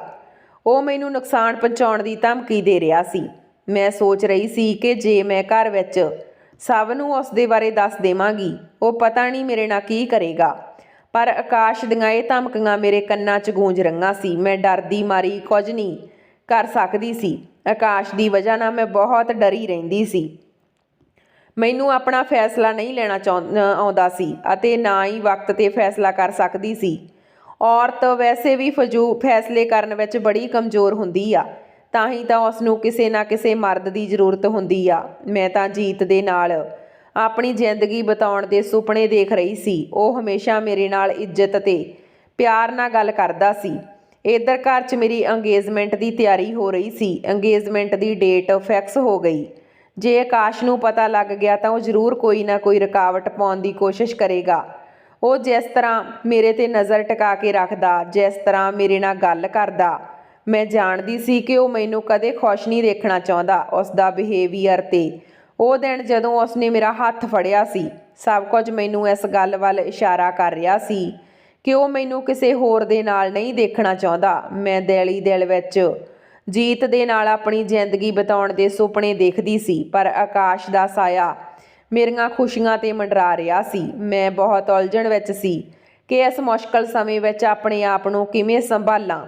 ਫਾਈਨਲੀ ਮੇਰੀ ਅੰਗੇਜਮੈਂਟ ਵਿੱਚ ਇੱਕ ਦਿਨ ਰਹਿ ਗਿਆ ਜਦੋਂ ਰਾਤ ਦੇ ਸਮੇਂ ਆਕਾਸ਼ ਮੇਰੇ ਕਮਰੇ 'ਚ ਆਇਆ ਤੇ ਕਹਿਣ ਲੱਗਿਆ, ਤੂੰ ਅਜੇ ਤੱਕ ਮੈਨੂੰ ਕੋਈ ਜਵਾਬ ਨਹੀਂ ਦਿੱਤਾ। ਕੱਲ ਤੇਰੀ ਅੰਗੇਜਮੈਂਟ ਜੀਤ ਦੇ ਨਾਲ ਨਹੀਂ ਬਲਕਿ ਮੇਰੇ ਨਾਲ ਹੋਵੇਗੀ। ਤੂੰ ਆਪਣੇ ਪੇਰੈਂਟਸ ਨੂੰ ਕਹੇਂਗੀ ਕਿ ਤੂੰ ਜੀਤ ਦੇ ਨਾਲ ਵਿਆਹ ਨਹੀਂ ਕਰਵਾਉਣਾ ਬਲਕਿ ਮੇਰੇ ਨਾਲ ਵਿਆਹ ਕਰਵਾਉਣਾ। ਹੁਣ ਮੈਨੂੰ ਆਕਾਸ਼ ਤੋਂ ਬਹੁਤ ਡਰ ਲੱਗ ਰਿਹਾ ਸੀ ਕਿਉਂਕਿ ਉਹ ਬੜੇ ਹੀ ਗੁੱਸੇ ਨਾਲ ਮੇਰੇ ਨਾਲ ਗੱਲ ਕਰ ਰਿਹਾ ਸੀ। ਪਤਾ ਨਹੀਂ ਉਸ ਦੇ ਅੰਦਰ ਇੰਨੀ ਹਿੰਮਤ ਕਿੱਥੋਂ ਆ ਗਈ। ਉਸਨੇ ਮੇਰਾ ਹੱਥ ਫੜ ਕੇ ਮੈਨੂੰ ਕਿਹਾ ਕਿ ਤੂੰ ਮੇਰੀ ਗੱਲ ਨਾ ਮੰਨੀ ਤਾਂ ਮੈਂ ਜ਼ਬਰਦਸਤੀ ਤੇਰੇ ਨਾਲ ਵਿਆਹ ਕਰਵਾ ਸਕਦਾ। ਇਸ ਲਈ ਬਿਹਤਰ ਇਹੀ ਹੋਵੇਗਾ ਕਿ ਤੂੰ ਚੁੱਪ-ਚਾਪ ਮੇਰੀ ਗੱਲ ਮੰਨ ਲਾ। ਮੈਂ ਉਸ ਦੇ ਅੱਗੇ ਹੱਥ ਜੋੜ ਕੇ ਰਿਕੁਐਸਟ ਕਰ ਰਹੀ ਸੀ ਕਿ ਪਲੀਜ਼ ਮੇਰੇ ਨਾਲ ਇਸ ਤਰ੍ਹਾਂ ਨਾ ਕਰ। ਮੇਰੇ ਦਿਲ ਵਿੱਚ ਤੇਰੇ ਲਈ ਪਿਆਰ ਵਾਲੀ ਕੋਈ ਗੱਲ ਨਹੀਂ। ਮੈਂ ਬਚਪਨ ਤੋਂ ਤੈਨੂੰ ਆਪਣਾ ਦੋਸਤ ਮੰਨਦੀ ਹਾਂ, ਪਰ ਮੈਨੂੰ ਨਹੀਂ ਪਤਾ ਕਿ ਤੇਰੇ ਦਿਲ 'ਚ ਕਿਹੋ ਜਿਹੀ ਫੀਲਿੰਗ ਆ। ਪਲੀਜ਼ ਮੇਰੀ ਜ਼ਿੰਦਗੀ ਬਰਬਾਦ ਨਾ ਕਰ। ਮੈਂ ਜਿਸ ਦੇ ਨਾਲ ਖੁਸ਼ ਰਹਿਣਾ ਚਾਹੁੰਦੀ ਹਾਂ ਮੇਰਾ ਵਿਆਹ ਉਸ ਦੇ ਨਾਲ ਹੋ ਲੈਣ ਦੇ। ਮੈਂ ਕਦੇ ਤੇਰੇ ਨਾਲ ਖੁਸ਼ ਨਹੀਂ ਰਹਿ ਸਕਾਂਗੀ। ਮੇਰੀ ਗੱਲ ਸੁਣ ਕੇ ਉਸ ਨੂੰ ਬਹੁਤ ਗੁੱਸਾ ਆਇਆ ਤੇ ਉਸਨੇ ਮੇਰੇ ਮੂੰਹ 'ਤੇ ਜ਼ੋਰਦਾਰ ਥੱਪੜ ਮਾਰਿਆ। ਮੈਂ ਰੋਣ ਲੱਗ ਗਈ। ਮੈਂ ਕਿਹਾ, ਤੂੰ ਇਹ ਕੀ ਕਰ ਰਿਹਾ? ਇਸ ਤੋਂ ਪਹਿਲਾਂ ਮੈਂ ਕੁਝ ਬੋਲਦੀ। ਇੰਨੀ ਦੇਰ ਨੂੰ ਮੇਰਾ ਭਰਾ ਤੇ ਮੇਰੀ ਭਾਬੀ ਕਮਰੇ 'ਚ ਆ ਗਏ। ਭਰਾ ਨੇ ਸਭ ਕੁਝ ਆਪਣੀਆਂ ਅੱਖਾਂ ਨਾਲ ਦੇਖ ਲਿਆ ਜਦਕਿ ਭਾਬੀ ਵੀ ਇਹ ਸਭ ਕੁਝ ਦੇਖ ਕੇ ਆਪਣੀਆਂ ਅੱਖਾਂ 'ਤੇ ਵਿਸ਼ਵਾਸ ਨਹੀਂ ਕਰ ਰਹੀ ਸੀ। ਮੇਰੇ ਭਰਾ ਨੇ ਕਮਰੇ ਦੇ ਅੰਦਰ ਆਉਂਦੇ ਹੀ ਆਕਾਸ਼ ਦਾ ਕਾਲਰ ਫੜ ਲਿਆ। ਮੇਰਾ ਭਰਾ ਕਹਿਣ ਲੱਗਿਆ, ਕਮੀਨੇ ਇਨਸਾਨ, ਤੇਰੀ ਇੰਨੀ ਹਿੰਮਤ ਹੋਈ ਕਿ ਤੂੰ ਮੇਰੀ ਭੈਣ ਦੇ ਨਾਲ ਬਦਤਮੀਜ਼ੀ ਕਰੇ, ਤੂੰ ਉਸ 'ਤੇ ਹੱਥ ਚੁੱਕੇ। ਮੇਰੇ ਭਰਾ ਨੇ ਵੀ ਉਸ ਨੂੰ ਮਾਰਨਾ ਸ਼ੁਰੂ ਕਰ ਦਿੱਤਾ। ਮੈਂ ਇੱਕ ਸਾਈਡ 'ਤੇ ਡਰੀ ਹੋਈ ਖੜੀ ਸੀ ਜਦਕਿ ਉਹਨਾਂ ਦੋਹਾਂ ਦੇ ਵਿੱਚ ਲੜਾਈ ਹੋ ਰਹੀ ਸੀ। ਭਾਬੀ ਉਹਨਾਂ ਨੂੰ ਹਟਾਉਣ ਦੀ ਕੋਸ਼ਿਸ਼ ਕਰ ਰਹੀ ਸੀ। ਰੌਲੇ ਦੀ ਆਵਾਜ਼ ਸੁਣ ਕੇ ਮੰਮੀ ਆਪਣੇ ਕਮਰੇ ਵਿੱਚੋਂ ਕਹਿਣ ਲੱਗੀ, ਕੀ ਹੋ ਰਿਹਾ? ਮੰਮੀ ਤੁਰ ਨਹੀਂ ਸਕਦੀ ਸੀ, ਇਸ ਲਈ ਕਮਰੇ ਵਿੱਚ ਹੀ ਬੈਠੀ ਪੁੱਛ ਰਹੀ ਸੀ। ਉਹ ਮੈਨੂੰ ਡਰ ਲੱਗ ਰਿਹਾ ਸੀ। ਉਹ ਦੋਨੋਂ ਆਪਸ ਵਿੱਚ ਬੁਰੀ ਤਰ੍ਹਾਂ ਲੜ ਰਹੇ ਸੀ। ਕਮਰੇ ਦੀ ਹਾਲਤ ਵੀ ਖਰਾਬ ਹੋ ਰਹੀ ਸੀ। ਸਮਾਨ ਇੱਧਰ ਉੱਧਰ ਸੁੱਟ ਰਹੇ ਸੀ। ਆਕਾਸ਼ ਮੇਰੇ ਭਰਾ ਨੂੰ ਵਾਰ-ਵਾਰ ਕਹਿ ਰਿਹਾ ਸੀ ਕਿ ਮੈਂ ਇਸ ਨੂੰ ਪਸੰਦ ਕਰਦਾ ਤੇ ਇਸੇ ਨਾਲ ਹੀ ਵਿਆਹ ਕਰਵਾਵਾਂਗਾ। ਮੈਂ ਇਸ ਨੂੰ ਕਿਸੇ ਹੋਰ ਦੇ ਨਾਲ ਨਹੀਂ ਹੋਣ ਦੇਵਾਂਗਾ। ਜਦ ਕਿ ਮੇਰਾ ਭਰਾ ਉਸ ਨੂੰ ਗਾਲਾਂ ਕੱਢ ਰਿਹਾ ਸੀ ਤੇ ਉਸ ਨੂੰ ਮਾਰ ਰਿਹਾ ਸੀ। ਦੋਨਾਂ 'ਚ ਹੱਥੋਂ-ਪਾਈ ਦੇ ਵਿੱਚ ਇੱਕ ਅਜਿਹਾ ਹਾਦਸਾ ਹੋ ਗਿਆ ਜੋ ਨਹੀਂ ਹੋਣਾ ਚਾਹੀਦਾ ਸੀ। ਆਕਾਸ਼ ਦੇ ਹੱਥ 'ਚ ਮੇਰੇ ਕਮਰੇ ਵਿੱਚ ਰੱਖੀ ਹੋਈ ਕੈਂਚੀ ਲੱਗ ਗਈ। ਉਸਨੇ ਆਪਣਾ ਬਚਾਵ ਕਰਨ ਦੇ ਲਈ ਉਹ ਕੈਂਚੀ ਚੁੱਕ ਲਈ ਤੇ ਮੇਰੇ ਭਰਾ ਦੇ ਢਿੱਡ 'ਚ ਮਾਰ ਦਿੱਤੀ। ਇਹ ਸਭ ਕੁਝ ਦੇਖ ਕੇ ਭਾਬੀ ਦੀਆਂ ਅੱਖਾਂ ਖੁੱਲ੍ਹੀਆਂ ਰਹਿ ਗਈਆਂ ਤੇ ਮੇਰੀ ਵੀ ਇੱਕ ਜ਼ੋਰਦਾਰ ਚੀਕ ਨਿਕਲ ਗਈ। ਭਾਬੀ ਨੂੰ ਗੁੱਸਾ ਆਇਆ। ਭਾਬੀ ਆਕਾਸ਼ ਦੇ ਕੋਲ ਉਸ ਨੂੰ ਫੜਨ ਦੇ ਲਈ ਗਈ ਕਿ ਤੂੰ ਇਹ ਕੀ ਕੀਤਾ। ਉਸ ਨੂੰ ਆਪਣੇ ਭਰਾ ਤੋਂ ਡਰ ਨਹੀਂ ਲੱਗ ਰਿਹਾ ਸੀ। ਉਹ ਨਹੀਂ ਜਾਣਦੀ ਸੀ ਕਿ ਆਕਾਸ਼ ਬਹੁਤ ਖਤਰਨਾਕ ਇਨਸਾਨ ਆ। ਉਸ ਨੇ ਇੰਨੀ ਦੇਰ ਨੂੰ ਭਾਬੀ ਉੱਪਰ ਕੈਂਚੀ ਨਾਲ ਵਾਰ ਕਰ ਦਿੱਤਾ ਤੇ ਕਹਿਣ ਲੱਗਿਆ, ਜਿਸ ਨੇ ਵੀ ਮੇਰੇ ਕੋਲ ਆਉਣ ਦੀ ਕੋਸ਼ਿਸ਼ ਕੀਤੀ ਮੈਂ ਉਸ ਨੂੰ ਜਾਨ ਤੋਂ ਮਾਰ ਦੇਵਾਂਗਾ। ਭਾਬੀ ਨੂੰ ਉਮੀਦ ਨਹੀਂ ਸੀ ਕਿ ਉਸ ਦਾ ਭਰਾ ਉਸ 'ਤੇ ਵੀ ਵਾਰ ਕਰ ਸਕਦਾ। ਆਕਾਸ਼ ਦੀਆਂ ਅੱਖਾਂ 'ਚ ਖੂਨ ਉਤਰ ਆਇਆ। ਉਸ ਦੇ ਸਾਹਮਣੇ ਜੋ ਵੀ ਆਉਂਦਾ ਉਹ ਉਸ ਨੂੰ ਮਾਰਨ ਦੇ ਲਈ ਤਿਆਰ ਸੀ। ਭਰਾ ਦੀ ਹਾਲਤ ਬਹੁਤ ਖਰਾਬ ਹੋ ਰਹੀ ਸੀ। ਉਸ ਦੇ ਪੇਟ ਵਿੱਚੋਂ ਖੂਨ ਨਿਕਲ ਰਿਹਾ ਸੀ ਜਦ ਕਿ ਅਜਿਹੀ ਹੀ ਇਹ ਹਾਲਤ ਭਾਬੀ ਜੀ ਦੀ ਵੀ ਹੋ ਰਹੀ ਸੀ ਕਿਉਂਕਿ ਉਸਨੇ ਭਾਬੀ ਦੇ ਮੋਢੇ 'ਤੇ ਕੈਂਚੀ ਮਾਰੀ ਸੀ। ਵੀਰਾ ਤੇ ਭਾਬੀ ਦੋਨੋਂ ਜ਼ਖਮੀ ਹਾਲਤ ਵਿੱਚ ਜ਼ਮੀਨ 'ਤੇ ਪਏ ਸੀ। ਮੈਂ ਆਕਾਸ਼ ਨੂੰ ਦੇਖਿਆ ਤਾਂ ਭੱਜ ਕੇ ਮੰਮੀ ਦੇ ਕਮਰੇ 'ਚ ਚਲੀ ਗਈ। ਮੰਮੀ ਮੈਨੂੰ ਦੇਖ ਕੇ ਬਹੁਤ ਡਰ ਗਈ। ਮੈਂ ਉਹਨਾਂ ਦੇ ਗਲ ਲੱਗ ਗਈ। ਰੋਂਦੇ ਹੋਏ ਉਹਨਾਂ ਨੂੰ ਕਿਹਾ ਕਿ ਮੰਮੀ ਪਲੀਜ਼ ਮੈਨੂੰ ਬਚਾ ਲਓ, ਇਹ ਇਨਸਾਨ ਮੈਨੂੰ ਮਾਰ ਦੇਵੇਗਾ। ਆਕਾਸ਼ ਦੇ ਹੱਥ 'ਚ ਅਜੇ ਵੀ ਕੈਂਚੀ ਸੀ। ਉਹ ਮੰਮੀ ਦੇ ਕਮਰੇ 'ਚ ਆ ਗਿਆ। ਮੰਮੀ ਉਸ ਨੂੰ ਕਹਿਣ ਲੱਗੀ, ਇਹ ਕੀ ਬਦਤਮੀਜ਼ੀ ਆ ਆਕਾਸ਼, ਤੂੰ ਕੀ ਕਰ ਰਿਹਾ? ਪਰ ਆਕਾਸ਼ ਨੇ ਕਿਸੇ ਦੀ ਨਹੀਂ ਸੁਣੀ। ਮੈਂ ਮੰਮੀ ਨੂੰ ਮਜ਼ਬੂਤੀ ਨਾਲ ਫੜਿਆ ਹੋਇਆ ਸੀ। ਉਹ ਮੇਰੇ ਕੋਲ ਆਇਆ ਤੇ ਉਸਨੇ ਮੇਰਾ ਹੱਥ ਫੜ ਲਿਆ ਤੇ ਮੈਨੂੰ ਆਪਣੇ ਨਾਲ ਲਿਜਾਣ ਲੱਗਿਆ ਤੇ ਮੈਨੂੰ ਕਹਿਣ ਲੱਗਿਆ ਕਿ ਮੈਂ ਤੈਨੂੰ ਕਿਹਾ ਸੀ ਨਾ, ਜੇ ਤੂੰ ਕੋਈ ਹੁਸ਼ਿਆਰੀ ਕਰਨ ਦੀ ਕੋਸ਼ਿਸ਼ ਕੀਤੀ ਤਾਂ ਬਹੁਤ ਬੁਰਾ ਹੋਵੇਗਾ। ਦੇਖ ਲਿਆ ਤੂੰ ਅੰਜਾਮ। ਆਕਾਸ਼ ਦਾ ਇੰਨਾ ਖਤਰਨਾਕ ਰੂਪ ਮੈਂ ਪਹਿਲੀ ਵਾਰ ਦੇਖਿਆ ਸੀ। ਮੰਮੀ ਉੱਚੀ ਉੱਚੀ ਰੌਲਾ ਪਾ ਰਹੀ ਸੀ, ਮੇਰੀ ਬੇਟੀ ਨੂੰ ਕਿੱਥੇ ਲੈ ਕੇ ਜਾ ਰਿਹਾ? ਮੈਂ ਵੀ ਉਸ ਤੋਂ ਖੁਦ ਨੂੰ ਛੁਡਾਉਣ ਦੀ ਕੋਸ਼ਿਸ਼ ਕਰ ਰਹੀ ਸੀ ਪਰ ਉਹ ਮੇਰਾ ਹੱਥ ਫੜ ਕੇ ਮੈਨੂੰ ਜ਼ਬਰਦਸਤੀ ਘਰ ਤੋਂ ਬਾਹਰ ਲੈ ਗਿਆ। ਮੈਨੂੰ ਗੱਡੀ 'ਚ ਬਿਠਾ ਕੇ ਆਪਣੇ ਨਾਲ ਇਸ ਘਰ ਵਿੱਚ ਲੈ ਆਇਆ ਜਿੱਥੇ ਮੈਂ ਆਪਣੀ ਬੇਵਸੀ ਨੂੰ ਯਾਦ ਕਰਕੇ ਰੋ ਰਹੀ ਸੀ। ਰੋਂਦੇ ਰੋਂਦੇ ਮੇਰਾ ਬੁਰਾ ਹਾਲ ਹੋ ਗਿਆ। ਪਤਾ ਨਹੀਂ ਮੈਨੂੰ ਇਕੱਲੀ ਨੂੰ ਛੱਡ ਕੇ ਉਹ ਕਿੱਥੇ ਚਲਾ ਗਿਆ। ਮੈਨੂੰ ਇਸ ਸਮੇਂ ਜੀਤ ਦੀ ਬਹੁਤ ਯਾਦ ਆ ਰਹੀ ਸੀ। ਮੈਂ ਸੋਚ ਰਹੀ ਸੀ ਕਿ ਪਤਾ ਨਹੀਂ ਮੇਰੇ ਭਰਾ ਤੇ ਭਾਬੀ ਜਿਉਂਦੇ ਵੀ ਰਹੇ ਹੋਣਗੇ ਜਾਂ ਨਹੀਂ। ਮੇਰੀ ਮੰਮੀ ਦਾ ਵੀ ਕੀ ਹਾਲ ਹੋ ਰਿਹਾ ਹੋਵੇਗਾ। 2 ਘੰਟੇ ਮੈਨੂੰ ਇਸ ਤਰ੍ਹਾਂ ਇਸ ਘਰ 'ਚ ਇੱਕ ਪਾਸੇ ਬੈਠੇ ਹੋ ਗਏ। ਜਦੋਂ ਮੈਂ ਘਰ ਦੇ ਅੰਦਰ ਕਿਸੇ ਦੇ ਦਾਖਲ ਹੋਣ ਦੀ ਆਵਾਜ਼ ਸੁਣਾਈ ਦਿੱਤੀ ਤਾਂ ਮੈਂ ਘਬਰਾ ਕੇ ਉੱਠ ਕੇ ਖੜੀ ਹੋ ਗਈ। ਇਹ ਇਨਸਾਨ ਕੋਈ ਹੋਰ ਨਹੀਂ ਬਲਕਿ ਆਕਾਸ਼ ਸੀ। ਆਕਾਸ਼ ਨੇ ਮੇਰਾ ਹੱਥ ਫੜਿਆ ਤੇ ਮੈਨੂੰ ਆਪਣੇ ਨਾਲ ਲਿਜਾਣ ਲੱਗਿਆ ਤੇ ਬੋਲਿਆ, ਅਸੀਂ ਦੋਨੋਂ ਵਿਆਹ ਕਰਵਾਵਾਂਗੇ। ਉਸਨੇ ਉਸ ਘਰ 'ਚ ਪੰਡਤ ਜੀ ਨੂੰ ਬੁਲਾ ਲਿਆ ਤੇ ਵਿਆਹ ਦਾ ਇੰਤਜ਼ਾਮ ਕਰ ਲਿਆ। ਇਹ ਦਰਿੰਦਾ ਮੇਰੇ ਨਾਲ ਵਿਆਹ ਕਰਵਾਉਣਾ ਚਾਹੁੰਦਾ ਸੀ, ਪਰ ਮੈਨੂੰ ਤਾਂ ਉਸ ਸਮੇਂ ਉਸ ਦੀ ਸ਼ਕਲ ਵੀ ਬਹੁਤ ਬੁਰੀ ਲੱਗ ਰਹੀ ਸੀ। ਮੈਂ ਸੋਚ ਰਹੀ ਸੀ ਕਿ ਮੈਂ ਕੀ ਕਰਾਂ। ਅਜੇ ਤੱਕ ਮੈਂ ਉਸ ਦਰਿੰਦੇ ਤੋਂ ਡਰਦੀ ਆਈ ਸੀ, ਪਰ ਜੇ ਮੈਂ ਸਮੇਂ ਸਿਰ ਉਸ ਨੂੰ ਮੂੰਹ ਤੋੜ ਜਵਾਬ ਨਾ ਦਿੰਦੀ ਤਾਂ ਸ਼ਾਇਦ ਅੱਜ ਇੰਨੀ ਗੱਲ ਨਾ ਵੱਧਦੀ। ਮੈਨੂੰ ਆਪਣੀ ਬੇਵਸੀ ਤੇ ਲਾਚਾਰੀ ਤੇ ਬਹੁਤ ਗੁੱਸਾ ਆ ਰਿਹਾ ਸੀ। ਪੰਡਤ ਜੀ ਵਿਆਹ ਦੀ ਤਿਆਰੀ ਕਰ ਰਹੇ ਸੀ। ਮੇਰਾ ਹੱਥ ਬਹੁਤ ਮਜ਼ਬੂਤੀ ਨਾਲ ਫੜਿਆ ਹੋਇਆ ਸੀ, ਮੈਨੂੰ ਛੱਡ ਨਹੀਂ ਰਿਹਾ ਸੀ। ਉੱਥੇ ਸਾਡੇ ਤਿੰਨਾਂ ਤੋਂ ਇਲਾਵਾ ਕੋਈ ਵੀ ਨਹੀਂ ਸੀ। ਫਿਰ ਮੇਰੀ ਨਜ਼ਰ ਦਰਵਾਜ਼ੇ ਤੇ ਗਈ। ਦਰਵਾਜ਼ਾ ਖੁੱਲ੍ਹਾ ਹੋਇਆ ਸੀ। ਮੈਂ ਕੁਝ ਵੀ ਕਰਕੇ ਉੱਥੋਂ ਨਿਕਲਣਾ ਸੀ। ਮੈਂ ਆਪਣੇ ਹੱਥ ਨੂੰ ਢਿੱਲਾ ਛੱਡ ਦਿੱਤਾ। ਮੈਂ ਆਕਾਸ਼ ਨੂੰ ਕਿਹਾ ਕਿ ਮੇਰਾ ਹੱਥ ਛੱਡ, ਤੂੰ ਸਭ ਨੂੰ ਮਾਰ ਚੁੱਕਿਆ ਤਾਂ ਮੈਨੂੰ ਵੀ ਮਾਰ ਦੇ। ਤੂੰ ਇਹ ਨਹੀਂ ਸੋਚਿਆ ਕਿ ਤੂੰ ਆਪਣੀ ਭੈਣ ਅਤੇ ਉਹਦੇ ਪਤੀ ਨੂੰ ਵੀ ਮਾਰ ਦਿੱਤਾ। ਤੂੰ ਨਹੀਂ ਜਾਣਦਾ ਕਿ ਉਹਨਾਂ ਦੇ ਛੋਟੇ ਛੋਟੇ ਬੱਚੇ ਆ। ਆਕਾਸ਼ ਨੇ ਮੇਰਾ ਹੱਥ ਛੱਡ ਦਿੱਤਾ ਕਿਉਂਕਿ ਇਸ ਸਮੇਂ ਉਹ ਮੇਰੇ ਨਾਲ ਗੱਲ ਕਰਨ 'ਚ ਬਿਜ਼ੀ ਹੋ ਗਿਆ। ਉਹਨੇ ਕਿਹਾ, ਜੇ ਉਹ ਮੇਰੇ ਰਾਸਤੇ 'ਚ ਆਵੇਗਾ ਮੈਂ ਉਸ ਨੂੰ ਇਸੇ ਤਰ੍ਹਾਂ ਮਾਰ ਦੇਵਾਂਗਾ। ਇਸ ਲਈ ਜੋ ਤੈਨੂੰ ਕਹਿ ਰਿਹਾ ਚੁੱਪਚਾਪ ਮੇਰੀ ਗੱਲ ਮੰਨ ਲਾ। ਮੈਂ ਨਹੀਂ ਚਾਹੁੰਦਾ ਕਿ ਮੈਂ ਤੇਰੇ 'ਤੇ ਜਾਨਲੇਵਾ ਹਮਲਾ ਕਰਾਂ। ਮੈਂ ਕਿਹਾ, ਅੱਛਾ ਠੀਕ ਆ, ਮੈਂ ਤੇਰੇ ਨਾਲ ਵਿਆਹ ਕਰਵਾਉਣ ਦੇ ਲਈ ਤਿਆਰ ਹਾਂ, ਪਰ ਮੇਰੀ ਇੱਕ ਸ਼ਰਤ ਆ। ਆਕਾਸ਼ ਨੇ ਮੇਰੇ ਵੱਲ ਗੌਰ ਨਾਲ ਦੇਖ ਕੇ ਕਿਹਾ, ਦੱਸ ਕੀ ਸ਼ਰਤ ਆ। ਮੈਂ ਪੰਡਤ ਜੀ ਵੱਲ ਦੇਖ ਰਹੀ ਸੀ। ਉਹਨਾਂ ਨੇ ਅਗਨੀ ਤਿਆਰ ਕਰ ਲਈ। ਉਸ ਵਿੱਚ ਅੱਗ ਬਲ ਰਹੀ ਸੀ। ਆਕਾਸ਼ ਮੇਰੀ ਸ਼ਰਤ ਸੁਣਨ ਦੇ ਲਈ ਬੇਚੈਨ ਹੋ ਰਿਹਾ ਸੀ। ਮੈਂ ਫਟਾਫਟ ਮੱਚਦੀ ਹੋਈ ਅੱਗ ਵਿੱਚ ਉਸ ਨੂੰ ਧੱਕਾ ਦੇ ਦਿੱਤਾ। ਉਹ ਧੜਮ ਕਰਕੇ ਅੱਗ 'ਚ ਡਿੱਗ ਗਿਆ। ਮੈਂ ਜਲਦੀ ਨਾਲ ਉੱਥੋਂ ਭੱਜਣ ਲੱਗੀ। ਮੇਰਾ ਸਾਹ ਫੁੱਲ ਰਿਹਾ ਸੀ। ਫਿਲਹਾਲ ਤਾਂ ਮੈਂ ਉਸ ਘਰ 'ਚੋਂ ਨਿਕਲ ਆਈ। ਆਕਾਸ਼ ਵੀ ਮੇਰੇ ਪਿੱਛੇ ਪਿੱਛੇ ਆ ਰਿਹਾ ਸੀ। ਮੈਂ ਇੰਨੀ ਤੇਜ਼ ਭੱਜ ਰਹੀ ਸੀ ਕਿ ਮੈਨੂੰ ਆਪਣਾ ਕੋਈ ਹੋਸ਼ ਨਹੀਂ ਰਿਹਾ। ਸੜਕਾਂ 'ਤੇ ਬਸ ਭੱਜਦੀ ਜਾ ਰਹੀ ਸੀ। ਪਿੱਛੇ ਮੁੜ ਕੇ ਦੇਖਣ ਦਾ ਵੀ ਮੇਰੇ ਕੋਲ ਟਾਈਮ ਨਹੀਂ ਸੀ। ਆਕਾਸ਼ ਉੱਚੀ ਉੱਚੀ ਰੌਲਾ ਪਾ ਰਿਹਾ ਸੀ ਕਿ ਰੁਕ ਜਾ, ਮੈਂ ਤੈਨੂੰ ਨਹੀਂ ਛੱਡਾਂਗਾ। ਹੁਣ ਮੈਂ ਤੈਨੂੰ ਜਾਨ ਤੋਂ ਮਾਰ ਦੇਵਾਂਗਾ। ਜੇ ਤੂੰ ਮੇਰੀ ਨਾ ਹੋ ਸਕੀ ਤਾਂ ਮੈਂ ਤੈਨੂੰ ਕਿਸੇ ਹੋਰ ਦੀ ਵੀ ਨਹੀਂ ਹੋਣ ਦੇਵਾਂਗਾ। ਮੈਂ ਕੁਝ ਵੀ ਕਰਕੇ ਉੱਥੋਂ ਭੱਜਣਾ ਸੀ। ਮੈਂ ਭੱਜਦੇ ਭੱਜਦੇ ਇੰਨੀ ਦੂਰ ਨਿਕਲ ਗਈ ਕਿ ਆਕਾਸ਼ ਮੈਨੂੰ ਫੜ ਨਾ ਸਕਿਆ। ਉਸ ਦੇ ਸਰੀਰ 'ਤੇ ਅੱਗ ਨਾਲ ਜ਼ਖਮ ਹੋ ਗਏ ਕਿਉਂਕਿ ਉਹ ਅੱਗ ਦੀ ਲਪੇਟ 'ਚ ਆ ਗਿਆ। ਮੈਂ ਤਾਂ ਚਾਹੁੰਦੀ ਸੀ ਕਿ ਉਹ ਅੱਗ ਵਿੱਚ ਹੀ ਮੱਚ ਕੇ ਰਾਖ ਹੋ ਜਾਵੇ, ਪਰ ਉਹ ਬਚ ਗਿਆ। ਸ਼ਾਇਦ ਉਹ ਮੇਰੇ ਪਿੱਛੇ ਭੱਜਣ ਲਈ ਤਾਂ ਨਾ ਕਾਮਯਾਬ ਹੋ ਗਿਆ। ਮੈਂ ਭੱਜਦੀ ਭੱਜਦੀ ਜੀਤ ਦੇ ਘਰ ਆ ਗਈ। ਜਿਵੇਂ ਹੀ ਉੱਥੇ ਪਹੁੰਚੀ ਪਰ ਉੱਥੇ ਜੀਤ ਮੌਜੂਦ ਨਹੀਂ ਸੀ। ਉਹ ਸੋਨਮ ਆਪਣੇ ਪੇਰੈਂਟਸ ਦੇ ਨਾਲ ਸੀ। ਸੋਨਮ ਨੇ ਜਦੋਂ ਮੇਰੀ ਇੰਨੀ ਬੁਰੀ ਹਾਲਤ ਦੇਖੀ ਤਾਂ ਮੈਨੂੰ ਪੁੱਛਣ ਲੱਗੀ, ਕੀ ਹੋਇਆ। ਘਰ 'ਚ ਮੈਨੂੰ ਦੇਖ ਕੇ ਸਾਰੇ ਪਰੇਸ਼ਾਨ ਹੋ ਗਏ। ਮੈਂ ਉਹਨਾਂ ਨੂੰ ਪੂਰੀ ਗੱਲ ਦੱਸੀ। ਉਸ ਸਮੇਂ ਜੀਤ ਆਫਿਸ ਗਿਆ ਹੋਇਆ ਸੀ। ਸੋਨਮ ਨੇ ਉਸ ਨੂੰ ਕਾਲ ਕਰਕੇ ਜਲਦੀ ਘਰ ਬੁਲਾਇਆ। ਜੀਤ ਨੂੰ ਸਭ ਕੁਝ ਪਤਾ ਲੱਗਿਆ ਤਾਂ ਜੀਤ ਨੇ ਮੈਨੂੰ ਯਕੀਨ ਦਿਵਾਇਆ ਕਿ ਤੈਨੂੰ ਘਬਰਾਉਣ ਦੀ ਜ਼ਰੂਰਤ ਨਹੀਂ, ਮੈਂ ਤੇਰੇ ਨਾਲ ਆ। ਜੀਤ ਨੇ ਆਕਾਸ਼ ਦੇ ਖਿਲਾਫ ਪੁਲਿਸ 'ਚ ਕੰਪਲੇਂਟ ਦਰਜ ਕਰਵਾਈ। ਪੁਲਿਸ ਨੇ ਆਕਾਸ਼ ਨੂੰ ਲੱਭ ਲਿਆ। ਮੇਰਾ ਭਰਾ ਤਾਂ ਇਸ ਦੁਨੀਆ ਤੋਂ ਜਾ ਚੁੱਕਿਆ ਸੀ, ਪਰ ਮੇਰੀ ਭਾਬੀ ਅਜੇ ਤੱਕ ਜ਼ਖਮੀ ਸੀ। ਮੰਮੀ ਦੀ ਹਾਲਤ ਵੀ ਬਹੁਤ ਜ਼ਿਆਦਾ ਖਰਾਬ ਹੋ ਗਈ। ਲਗਭਗ ਪੂਰਾ ਪਰਿਵਾਰ ਹੀ ਹਸਪਤਾਲ ਵਿੱਚ ਮੌਜੂਦ ਸੀ। ਮੇਰਾ ਰੋ ਰੋ ਕੇ ਬੁਰਾ ਹਾਲ ਹੋ ਰਿਹਾ ਸੀ। ਪੁਲਿਸ ਨੇ ਆਕਾਸ਼ ਨੂੰ ਅਰੈਸਟ ਕਰ ਲਿਆ। ਉਸ ਦੇ ਸਿਰ 'ਤੇ ਮੁਹੱਬਤ ਦਾ ਭੂਤ ਸਵਾਰ ਹੋ ਗਿਆ ਸੀ। ਉਹ ਸਾਡੀਆਂ ਨਜ਼ਰਾਂ 'ਚ ਡਿੱਗ ਚੁੱਕਿਆ ਸੀ। ਮੇਰੀ ਫੈਮਿਲੀ 'ਤੇ ਬਹੁਤ ਭਰੋਸਾ ਕਰਦੀ ਸੀ। ਕਦੇ ਕਦੇ ਭਰੋਸਾ ਤੋੜਨ ਵਾਲੇ ਸਾਡੇ ਆਪਣੇ ਹੀ ਹੁੰਦੇ ਆ। ਰੱਬ ਦੀ ਕਿਰਪਾ ਨਾਲ ਮੇਰੀ ਭਾਬੀ ਦੀ ਜ਼ਿੰਦਗੀ ਬਚ ਗਈ। ਕੁਝ ਦਿਨਾਂ ਬਾਅਦ ਉਹ ਠੀਕ ਹੋ ਗਈ। ਆਕਾਸ਼ ਨੂੰ ਜੇਲ੍ਹ ਭੇਜ ਦਿੱਤਾ ਗਿਆ, ਜਦ ਕਿ ਜੀਤ ਨੇ ਮੈਨੂੰ ਭਰੋਸਾ ਦਿਵਾਇਆ ਕਿ ਮੇਰੇ ਨਾਲ ਕਦੇ ਕੁਝ ਗਲਤ ਨਹੀਂ ਹੋਵੇਗਾ। ਉਹ ਮੇਰੇ ਨਾਲ ਵਿਆਹ ਕਰੇਗਾ, ਮੇਰਾ ਬਹੁਤ ਖਿਆਲ ਰੱਖੇਗਾ। ਭਾਬੀ ਜਦੋਂ ਠੀਕ ਹੋ ਗਈ ਤਾਂ ਉਹਨਾਂ ਨੇ ਮੇਰੇ ਤੋਂ ਆਪਣੇ ਭਰਾ ਦੀ ਗਲਤੀ ਦੀ ਮਾफ़ੀ ਮੰਗੀ। ਉਹਨਾਂ ਨੇ ਕਿਹਾ ਕਿ ਮੈਂ ਉਸ ਨੂੰ ਕਦੇ ਮਾफ़ ਨਹੀਂ ਕਰਾਂਗੀ। ਅਸੀਂ ਉਸ ਦੇ ਲਈ ਕੀ ਕੁਝ ਨਹੀਂ ਕੀਤਾ। ਉਸ ਨੇ ਸਾਡੀ ਭਲਾਈ ਦਾ ਇਹ ਸਿਲਾ ਦਿੱਤਾ।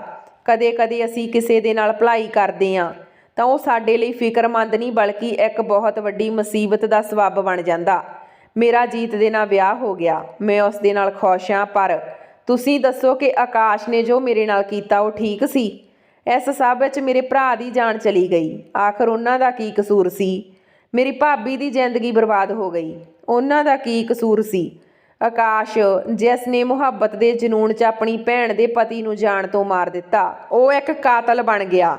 ਅੱਜ ਉਹ ਜੇਲ੍ਹ 'ਚ ਆਪਣੀ ਸਜ਼ਾ ਕੱਟ ਰਿਹਾ। ਜੇ ਉਹ ਆਪਣੇ ਆਪ 'ਤੇ ਕੰਟਰੋਲ ਰੱਖਦਾ ਤਾਂ ਅੱਜ ਇੰਨੀਆਂ ਜ਼ਿੰਦਗੀਆਂ ਬਰਬਾਦ ਨਾ ਹੁੰਦੀਆਂ। ਸੋ ਦੋਸਤੋ, ਇਹ ਸੀ ਸਾਡੀ ਅੱਜ ਦੀ ਕਹਾਣੀ। ਕਿਵੇਂ ਦੀ ਲੱਗੀ ਲਾਈਕ ਸ਼ੇਅਰ ਕਰਕੇ ਜ਼ਰੂਰ ਦੱਸਿਓ। ਮਿਲਦੇ ਹਾਂ ਕਿਸੇ ਨਵੀਂ ਕਹਾਣੀ ਦੇ ਨਾਲ। ਤਦ ਤੱਕ ਰੱਬ ਰਾਖਾ।